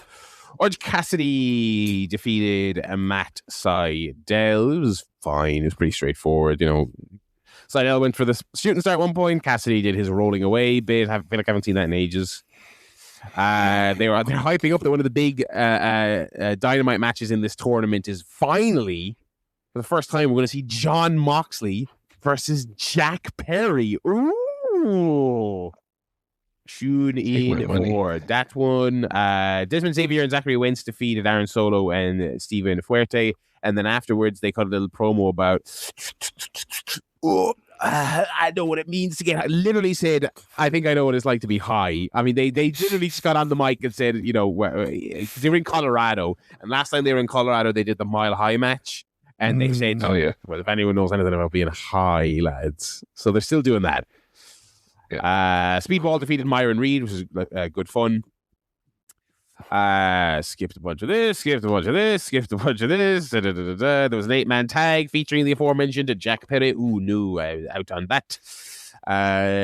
Nice video for Dory Funk Jr., who passed away during the week. I mentioned that.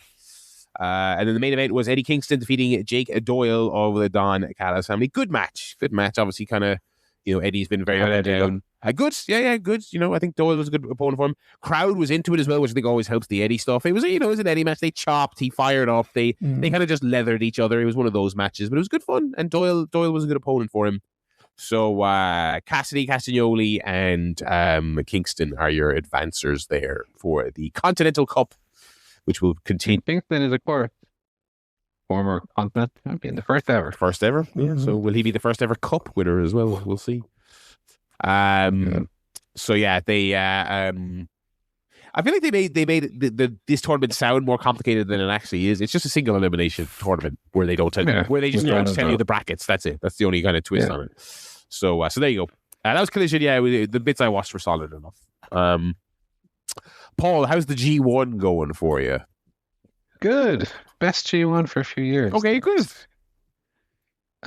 Really good Bolton Oleg match in midweek. Very much enjoyed. I haven't watched any of the weekend's G1. Okay. As I said, I was busy, so I'm 2 behind. And there's a lot next week. I think there's G1 Tuesday, Wednesday, Thursday, Saturday, Sunday. So I have a lot on my plate. But what I have done is I've put together a list ranking the G1 entrants based on based on a mixture of their performances and how excited I am to see them when they come out. Okay. Plus how much broadly I like them. So this is the G1 ranking from 20 to 1. So based on this, if you want to dip your toe into the G1 at all, rather than reviewing individual matches, of course, there's been plenty of great matches. But if you see a match between some of the highly rated people here, then that means it's worth checking out. Okay. Number 20, sort of by default, Shota Umino. Well, yeah. Got injured in the first match. Yeah. Number 19, to the surprise of many, Jake Lee. Yeah. One of my least favorite wrestlers currently working. He's got like a clown gimmick now. He wears a little clown mask when he comes out. But it's me who's turned into the Joker by the end of the match. Number 18, Ren Narita. Yeah. Evil left the company. He now dresses as Evil. Yeah. And his matches are good. 17. Now this is the first one where people are going to say, Paul, number one, you're crazy. Number two, maybe you just don't watch enough New Japan. Because this is a guy who's been getting a lot of plaudits for his tag team work this last year. Oscar of the Knockout Brothers, yeah. Okay. I don't know. I need to see his tag stuff because as a singles, he's just kind of a dull, lumbering guy with a not especially exciting, moves, or he does like a sleeper. I don't know. I don't get thrilled when Oscar makes an appearance. And the whole tag team thing, we might be seeing why that is when his partner appears in the list later on. Right. Number 16 is Great O'Khan. Okay, yeah. Who I think is solid, but rarely excels. Rarely involved in those 5-star bangers. 15 is Aaron Wolf, who I do like, but is obviously still very inexperienced. 14, Sanada. Have you guys seen Sanada recently? No. I'm surprised he's that high, to be honest. So Sanada had some, severe nerve injury, I think. Okay. So one of his arms is very, very badly atrophied, and he's overall lost a ton of size. I don't know what his prospects are long term, but his matches have been fine. I feel sad whenever I see him. He looks so beat up. He has got a very sparkly outfit that he wears during his entrance, so which is fun. 13 had a few very good matches here and there, but is kind of more solid than exceptional is Hinare. Okay. 12, Callum Newman. Mm-hmm. Had a couple of good matches here and there. And I'm definitely higher on Callum Newman than I have been, but still not quite there for me yet. And then closing up the bottom half in mid-table is Drilla Maloney. Okay. Who I think has had a very solid G1. All right, top 10. Number 10 is AEW's Gabe Kidd. Okay. Whose shtick can be a little grating, to put it mildly. But I think it's very solid. Yeah. I think it's very good. Yeah. Now, number 9 might be a surprisingly low entry for Zack Sabre Jr. Ooh. And I think he's been good, but I don't think he's had an exceptional G1 this year. I think there's been better. Number 8, Hiroki Goto. Oh, Goto's still going strong. Goto's still going strong for sure. Had some very good showings, and I feel like has a lot of goodwill based on his longevity. Finally winning the world title. I feel like he's someone that gets good reactions as well as having good matches. 7, having a hell of a G1, is Bolton Oleg, the Kazakhstan powerhouse, who had a really great match this week. So he's someone that I might maybe on past G1s would have expected to be maybe around 11, 12, but he's had a very good year. Number 6 in his first G1, Yuto Ice of the Knockout Brothers. Had my favorite match of the tournament with Yota Tsuji. That was the match where Yuto Ice received 280 chops. Okay. Wow. And had a big bruised boobie. I do like Yuto Ice a lot. I think he's got a very good personality. Comes off super cool and hardworking. Got a great look. Love the guy. 5, Shingo Takagi. Okay. No, obviously not at the peak he was in years past. Still capable of putting on a banger. And now we're getting into some of the younger guys. Number 4, and I could see this guy potentially higher as the years go on, is Ryohei Oiwa. Okay. Who is real good and has had a really fun kind of story throughout the G1 of he uses a side headlock. And he's got like the best side headlock in the business, called like the big grip or something. And in his last match against Goto, I want to say, he finally tapped someone out with it. Tapped them out with a side headlock. Excellent. The headlock was so powerful. But he can feud with MJF, and then Darby, they can do that. Well, that'd be a headlock takeover. He just put them in the headlock. Oh, he's supposed to be just in a headlock, okay. Just in a headlock. But Oiwa's been someone who's been great in past years, and he's having a really good year.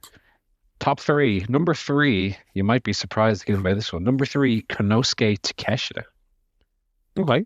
Down to 3. He was last year was the MVP by a million miles. Having a great G1. But some of the New Japan boys have stepped up this. Okay. Takeshita isn't like Takeshita up here and everybody else down here. Number 2, Yuya Uemura. Okay. Had a really great match with Zack Sabre Jr. especially. Kind of shown more to his repertoire this G1. And has had a really good year of it. And then number 1, head honcho, it's Yota Tsuji. Oh, so you got the top dog in the top spot. That's interesting. Top dog in the top spot, the AEW hater. I think what I've seen of him in this G1 sort of makes sense with why he's the one that they're kind of pushing as the new top dog. He's had a really great G1, including that match with Yuto Ice, which is my favorite match. But even outside of that, he's had a really, really good G1. So there you go. That's the 2021. Let me know. Maybe people who watch more New Japan than me, let me know where I've gone wrong with that list. This is obviously a very casual. Oh yeah, of course. viewer list. I think that's the interesting insight. Yeah. So there you go. And so there's, I want to say 3 more shows, 5 more for me to watch, and then next weekend is the semifinals and final. Okay. So then, Barry, fantasy team, you will have Heshida. I get back To try and scrounge some fucking points for me in the second half of the year. Well, he might be involved in a Kyle Fletcher match at all, Maybe. which would potentially get both of us lots of points. I also watched the latest Dark Side of the Ring. About the Renegade, yeah. About the Renegade, which I would imagine for some people was a story they maybe didn't know a lot about. I just been reading about the Renegade in one of my Power Slam yearbooks, maybe earlier this year. So I pulled that issue out again to have a look at how they responded to his debut, and they said the Renegade came out, Ultimate Warrior ripoff. It was horrible. So, it's funny looking back at it, but even seeing at the time, people were like, "This is not good." Interesting story. I mean, it's one of the kind of rare cases, sort of similar to WWF's Diesel and Razor Ramon, where I know it wasn't Ultimate Warrior, but where essentially a character was recast. Like they basically wanted to just do Ultimate Warrior. Right. So, okay, here's our guy. He'll have Ultimate Warrior-esque music. He'll have Ultimate Warrior-esque gear. We'll put face paint on him, and he'll be run around and be ultra intense. And it's just one of those times it didn't really work out. And sort of a sad story, because this was one where pretty much universally people were saying this was a nice guy who just was in a situation from which you couldn't really win. It was like destined to fail, basically. And then they brought in Ultimate Warrior, and it failed anyway. Yeah. So even worse. So you don't get a lot of that these days. The kind of shapeless, I'm going to just do a knockoff character. Yeah. I don't know if the internet has made the world smaller in such a way where you can't really do that anymore. And also recasting, which used to be a thing more in wrestling. I see that Megan is going to take up archery and become Bowman Bane. So she'll be the new leader of the Shield.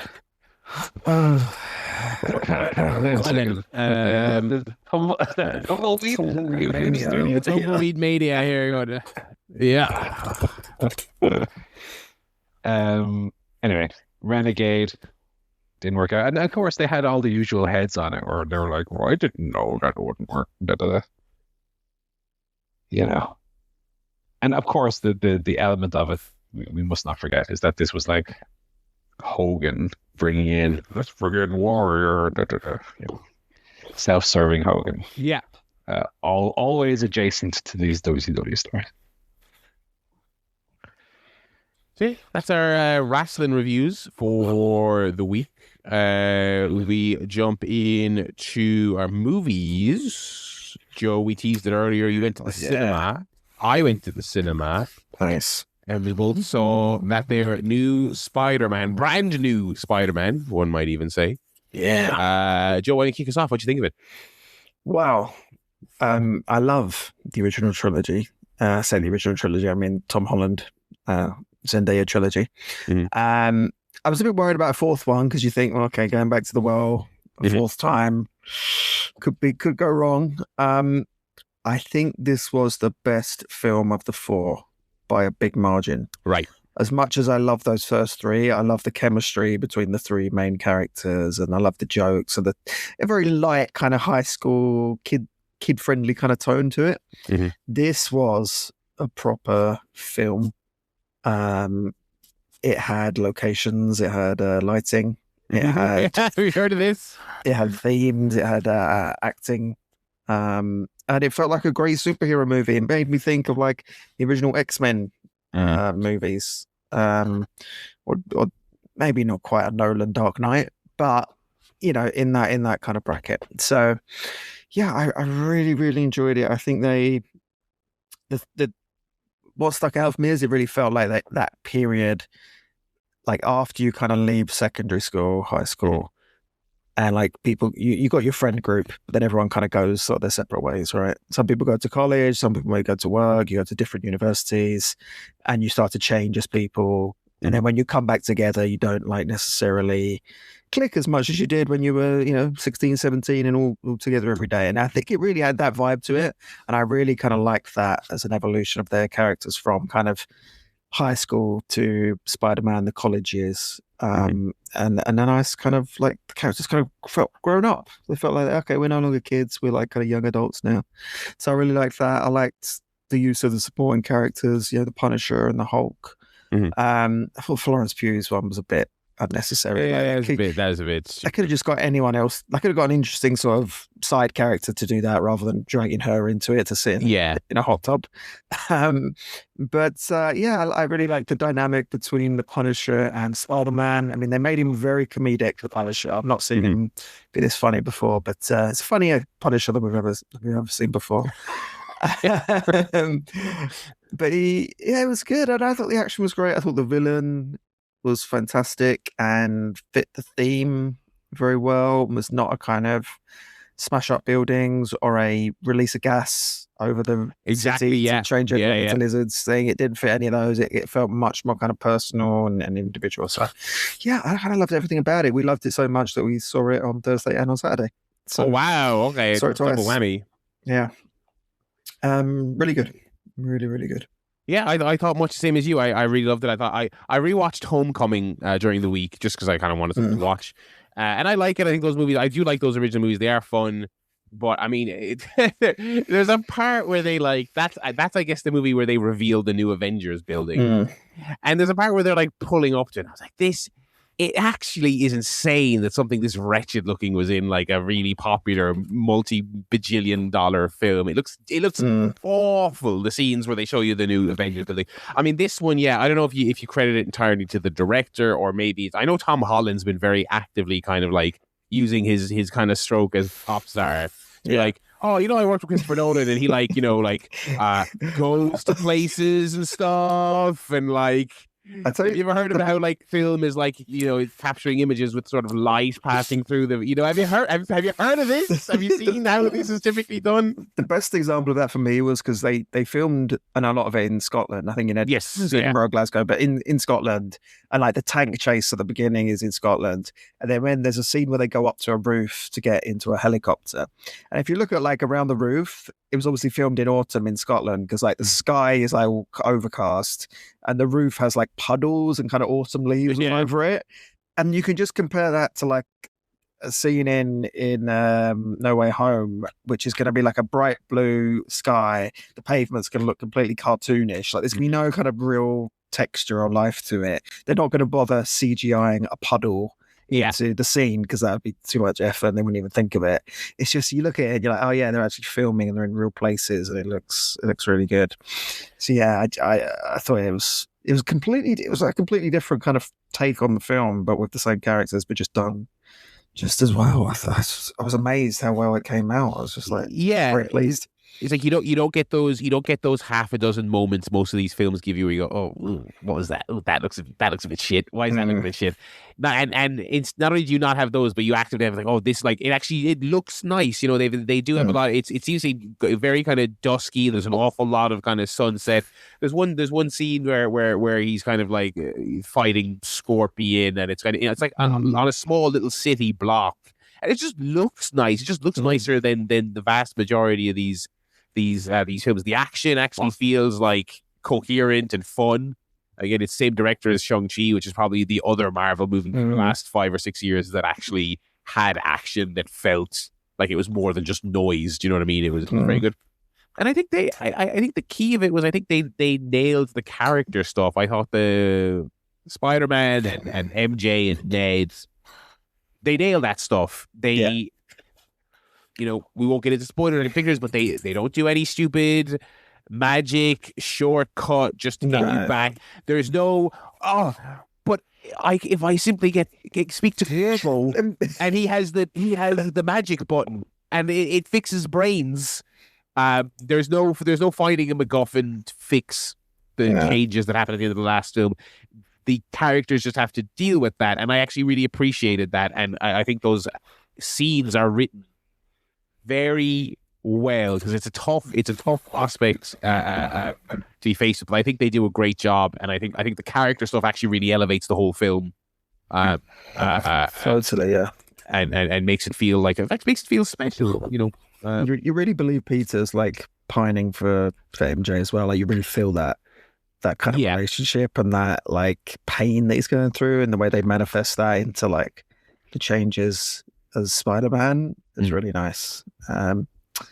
Yeah, it was good. These Spider-Man movies can typically feel very bloated, but I do think all the stuff wove in together quite well because you've got like his dynamic with them and his transformations, and you've got the Punisher stuff, you've got the Hulk stuff, but it all like, and with the Sadie Sink character, it all actually ties together in an actual kind of coherent way. It's not like a Spider-Man 3 thing where you've got 10 million things going on and it doesn't really feel like they're going in a coherent direction necessarily. It's certainly not with like Amazing Spider-Man 2.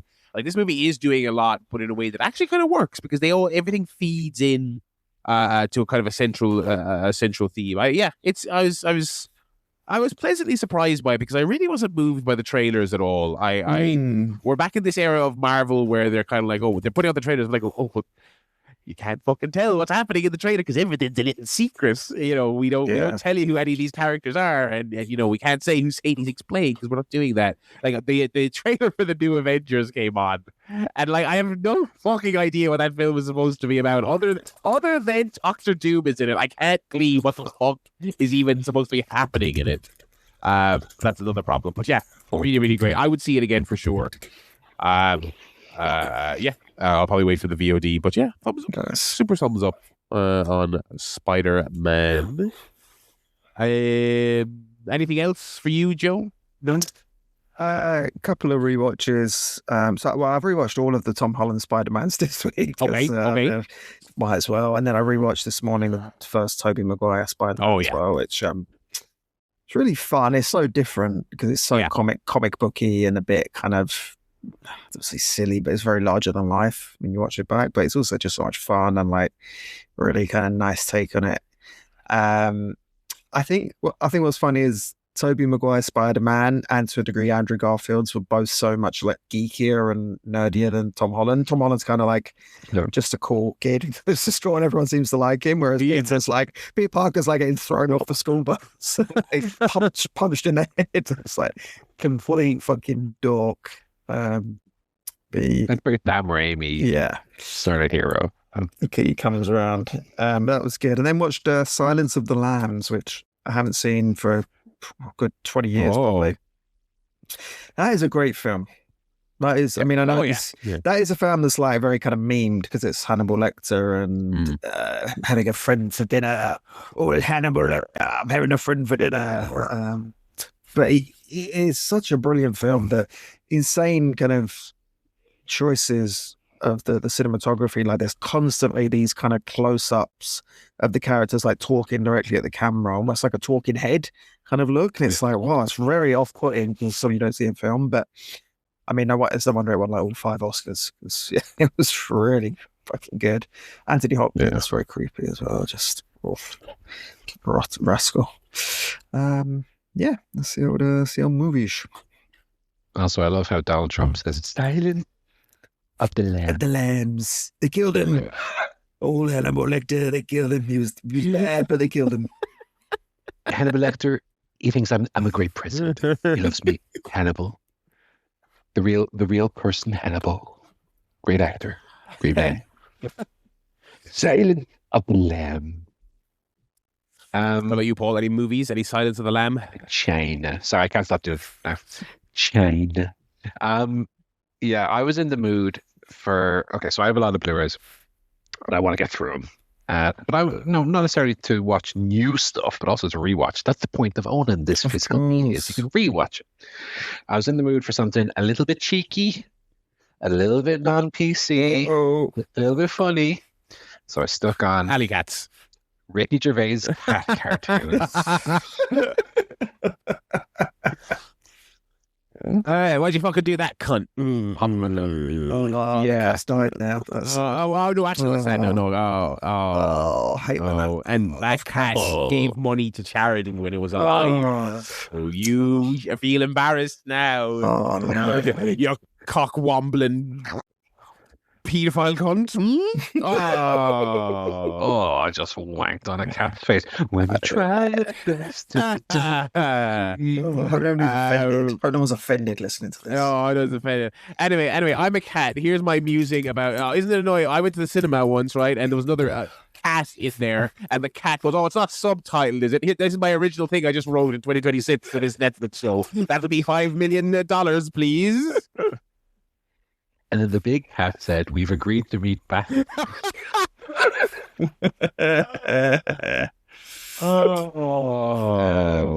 I watched anyway, Mel Brooks' seminal 1970s classic Blazing Saddles, which proves, take note, Gervais, you listen, Gervais, get your pen and paper out, is you can be a bit cheeky, and you can be a bit non-PC, and still be funny. Do you never, Mel Brooks never goes out and goes, "Are you offended? Are you offended by my movie? Are you offended?" He just makes a funny movie that's funny. And it's funny. I keep saying funny. It's interesting. It's interesting because it's a movie that's non-PC in a very progressive way, which is not something you often see. Right. Because it's very, very, of course, the movie includes multiple slurs of every different kind. The Quentin Tarantino screenplay this, but does it in a way where it's very much making fun and pointing at the people who are using it. And of course, the protagonist of the movie is a black sheriff who is like the baby face in the whole story. And if you break the story down, although this is a movie where the story is of almost no importance, but the story is black sheriff goes to the town. They're all repulsed, and he wins them all over through his actions and becomes the hero of the town. And then when he moves on to the next town, they're all sad that he's going. That's your story here. Obviously, it's completely wacky. It breaks the fourth wall to a degree that I don't think any movie has. It's like within its scene where it's breaking the fourth wall, it breaks the fourth wall of that wall. Right. It's like wallception. Multiple walls within walls being broken. And it's really smart and really funny. And both of the leads, Gene Wilder being the other one, Cleaver Little, are just give off this like innate warmth and likability that not a lot of actors can do. Like, these two guys are the two perfect baby faces of this movie. That you just, as soon as they come on screen, you're like, I like these guys. I like these characters. You've got all the bits. You got Never Mind That Shit, Here Comes Mongo. Yeah. You got the farting scene, which again is so dumb that it like becomes elevated comedy at one point because it's so over the top. I think it might be, for me, up there as like one of the best comedies ever made. Wow. You know, I think it's that good. I think it's because I think it's meta. I think it's clever. I think it's funny. I think it's really well written, really well directed and produced. It's got great performances, really likable characters, and a story that has message to it. You know, it's not just completely throwaway. I think it's really, really good. Of course, you have to go into the movie knowing your ears are going to be hearing these words. That's the one thing you have to reconcile with. But understanding the context in which they're being used, unlike Rick Gervais's cat cartoon, the intent is not to offend necessarily, but to make a point ultimately. You know, so I went to full 5. Full 5 on Basil's Hands. Nice. It's tremendous. It's tremendous. And big shout out. Let me mention this in case you haven't. I need the actor's name. The guy who plays Hedley Lamar. Hedley Lamar? It's Hedley, which is a running joke. So you got Cleveland Little and Gene Wilder, who I mentioned. Harvey Korman, who plays the bad Hedley Lamar, who also starred in Harvey Korman. Made an appearance in little 1990s Christmas movie that we all love. Jingle the Put the cookie down. Yes, he plays the president in the Turbo Man short at the start of the movie. So there's a little connection. Wow. Blazing Saddles and Jingle All the Way. And he's so good in Blazing Saddles. Of course, came out at the time, got some nominations, I believe. It was Madeline Kahn nominated for Best Supporting Actress, as well as Best Film Editing and Best Song. Didn't win any of them, unfortunately. But It's unfortunate missing, I assume. what about the way Ricky Gervais on the podcast? Oh, sorry, can I not say that? Can I not say that? Oh, you offended. Oh, you offended. Do you know what the worst thing is with Alley Cat? Is We're back on that. the show contains no offensive material whatsoever, apart from swear. They take which fun is a lot. You can't say fuck though, can you? woke snowflakes. It's like, okay, can you tell me one bit from the show that actually would be considered offensive? No, because there aren't any. It does not exist. Anyway, I will not watch that show. I never will. Sorry, there will not be an Alley Cats review on this podcast. That's a shame. I would sooner. No, of course not. There's not enough fucking hours in the day. I'd sooner watch SmackDown than Alley Cats. Good lord. Speaking of TV, I watched a little show called Alley Cats. Get this, there's a cat in it who says the F word. I finished watching Damon Lindelof's Mrs. Davis. Oh, yes, yeah. Big thumbs up. Big thumbs up. I don't know if since I went in with low expectations, I thoroughly enjoyed it. It's totally wacky. Wacky in a way that, like, sort of Under the Silver Lake was, where it sort of doesn't make sense, but it's, like, really fun. So you go along with it.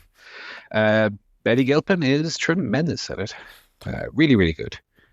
So I very much enjoyed it. And Lindelof is back this month, I believe, on TV with the DC Lanterns show. Oh, is he involved in that? Interesting. Okay. Which I will need to check out, because as far as I'm concerned, he's 4 for 4.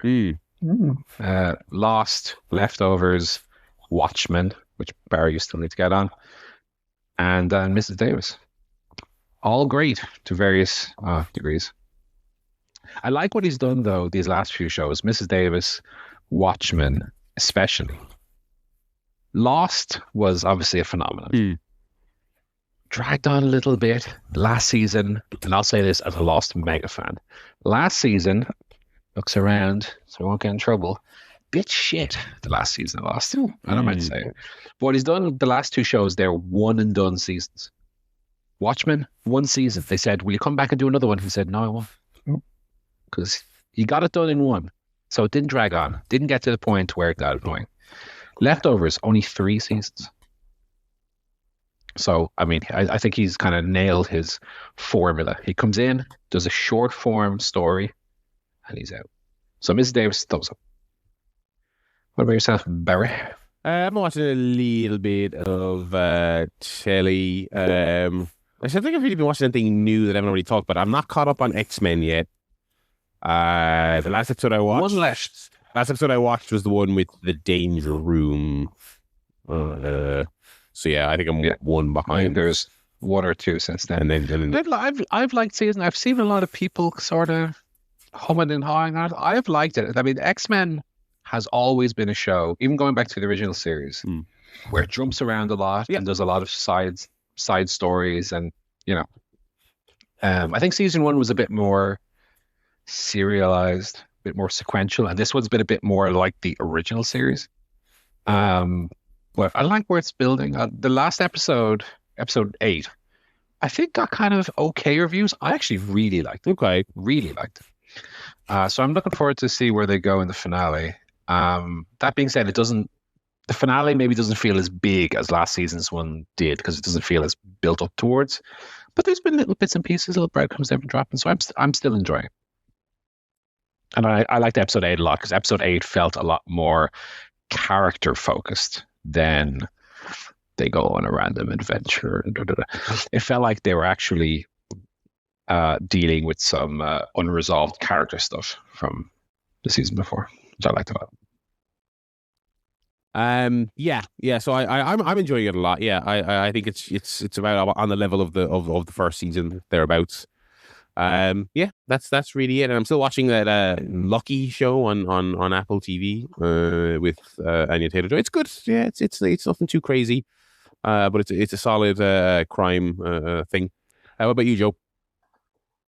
I started watching Hacks. Oh yes, yeah, you mentioned So yeah, Michelle's watched the first couple of seasons before, but it was without me. So I was like, no, come on, I want to get involved in this Hacks business. So yeah, I've really enjoyed it. It's kind of more a show. It's not like laugh a minute. It's a normal sitcom, but it's a very you like the characters. It's funny enough. Sort of thing we could just watch episode after episode and enjoy it. And got halfway through the final episode of series 1 just before we started recording the podcast. So I'm going to go and watch the last 10 minutes after this. But yeah, I think it's really funny. I like the dynamic between the 2 characters. Yeah, it's giving me what I need. A bit of funniness, bit of character. Yeah, I need to get back to that. I watched through to the end of season 2, so I've seen all of season 2, and we kind of had a clean break there. We said we watched some other stuff, but season 2 I thought was better than season 1 in every way, and I liked season 1 as about the same level of you. It sounds like. So yeah, I'm interested to hear what you make of season 2, because I thought it was all the stuff that is good in season 1, the relationship stuff, the jokes. I think it all builds, and it's even better in season 2. So yeah, we'll maybe check in on that next week.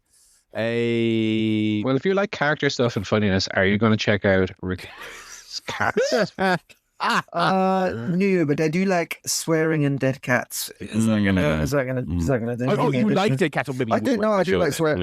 Yeah, I do like that. So because I saw Ricky Gervais tweeted something like, "If you have a cat, you'll probably like." Well, I do. We have cats, Joe. So that's interesting. Yeah, and it does seem like a white thing. Do your cat swear though? I don't. In my freaking crazy brain, I like to think that he would. I think my favorite fucked up, twisted brain. My favorite, because I've been posting the reviews on Discord throughout. They've all been 0 star or 1 star, yeah, based on what the website allows, because I think some websites only go down to 1 star. The best one I saw, and I thankfully didn't have to go to the website, I just saw a screenshot, was from GB News, which you think would probably like this sort of thing, but even for them, it's gone too far, because they were like, not only is this show so bad, I think Gervais should give up making television. I mean, you know a show is bad when it's not just this show is bad. You should never make a show ever again. Yeah, it's time to move on. Yeah. Oh, God. Anyway. So, yeah. It's funny because he made, obviously, an extras when the whistle blows. Yeah. I mean, when the whistle blows looked like fucking the height of Hartridge. Well, that's why even more so than The Office. I mean, it may end up being that Extras is the most like prescient show he ever made because of like I was talking to someone. I was talking to a friend of mine about Alley Cats and this whole thing, and again, just like all the other stuff, he's doing this core blimey. My show is so popular; it's number 1 on Netflix. That makes me so best fans in the world. It's like you made a show about how there's like no pride in producing shit that everyone knows is shit, but at least idiots eat it up. Like it probably will end up being a way more fascinating show to look back on than The Office because of that, and because of what the second half of his career. The mindset is very interesting to be in that situation where you're now making the slop instead of making the acclaimed TV show, as he was at the time, right? So it's funny that, as you said, he made that show with that insight, but now he's getting those reviews. So I mean, surely he's like, oh, actually, I like when people like my stuff instead of telling me how shit it is. Right? Oh, anyway, this show that we're definitely not talking about. We'll switch over to Game Guff. I played one new game this week that I'm going to try and play more of. I played a Big Walk. Played 2.5 hours of Big Walk. I've been seeing the reviews of Big Walk. Big Walk is the new thing from the people who did the Untitled Goose Game a couple of years ago, for people who remember that one. Yeah, I do. Big Walk is entirely different. It is nothing like Untitled Goose Game at all. It is a cooperative multiplayer game. It is in the modern trend of like proximity chat, right? So they have a little splash screen. You have to play it with other people. You cannot play it single player. It doesn't have any single player functionality.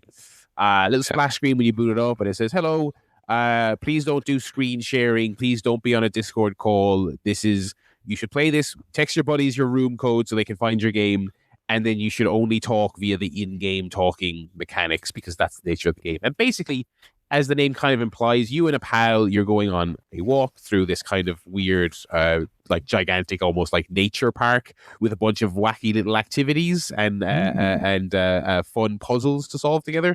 And it has proximity chat. So when your two characters are standing next to each other, if you're yapping into the microphone, you can hear each other. If your pal runs off because he sees something in the distance that catches his eye, he can't hear you unless, as the game progresses, you find a megaphone and a walkie-talkie and a flashlight and stuff like that.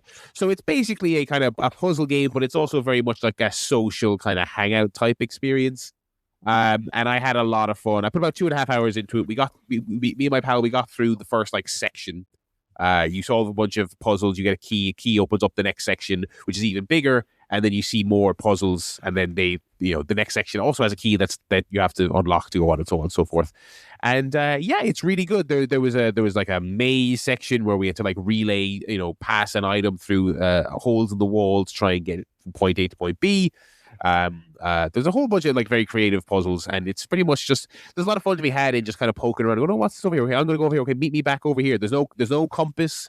There's no you can only carry one item at a time. When you get a walkie-talkie, it doesn't add that functionality to your character. You have to physically pick it up and carry it with you and press the button like an actual walkie-talkie. And if you see another item, if it gets dark and you want to bring a flashlight, you have to put your walkie-talkie down. So you have to kind of make a decision. Okay, are we going this way or are we not going this way? Or stay close so I can hear you. It's fun. It's a fun little activity box, and I'm looking forward to playing more of it. That's Big Walk. How is Captain Toad going for you? Have you tracked that treasure yet?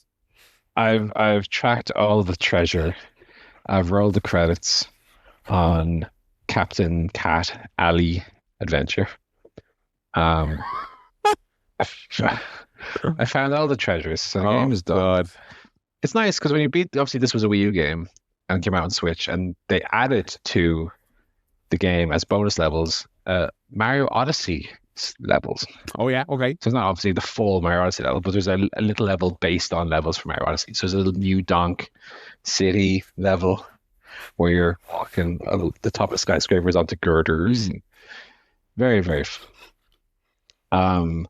So yeah, I mean, of course, for listeners, it seems like I've been playing this game for years. About 10 hours, I would say, to more or less 100%. Towards the end, so what I was doing was I was collecting all the gems. So each level has 3 hidden gems that you collect on your way, and then 1 hidden achievement that you don't know what it is the first time you play. Only when you beat the level, you then unlock. It's like a Where's Waddy style checkbox. So it's find the secret golden mushroom, which is even more hidden than the 3 gems, or do something like make it to the end of the level without being hit. So I've been doing all of them throughout as well. But for the last 3 levels, it's find 250 coins in, like Mario 64, where you get started find 100 coins. The problem is when you get to the end of the level and you need 250 coins and you have 248. And you're like, doing that all again. So I said, okay, all the ones that I'd done up to that point, because I'd done every single level for the first three worlds. And literally the last 2 levels, I said, you know what? If they were find the extra secret content thing, I would do it. If it's just coin grinding, I'm fine to skip. So I just skipped past that, and so game's beaten. I'm still playing Fallout, which is still a lot of fun. Like I say, that's a game of platinum, so I don't really have much to add to that one. And yeah, that'll keep me going for the next little while until. What do I want to play on the horizon? I still want to play the Lego Batman game. And was my brother's birthday yesterday, and I bought him Pragmata. Oh, I forgot about that. Yeah, God, there's so many games this year. There has. And then, of course, we'll have GTA and Ocarina of Time at the end of the year as well. Yes, so Wolverine. Wolverine will be well taken care of as far as games. Yes, yeah, too well taken care of. Alrighty, gang. I think that's going to do it for this week's show. Thank you so much for listening. ChairShotPodcast.com is where you go, by the way. If you want to send us an email, if you have a question, a debate topic like Enrique had there. I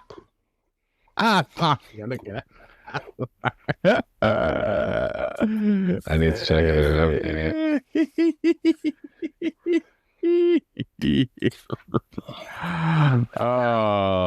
ChairShotPodcast.com. Very good. Is where you can go to reach out to us. It's also where you can check out the fantasy leagues in real time. Paul does a great job of updating that, so you can see how bad I'm getting battered there. I do a great job of beating Barry's ass. Yeah, he's whipping me like a government mule. As the legendary JR would say.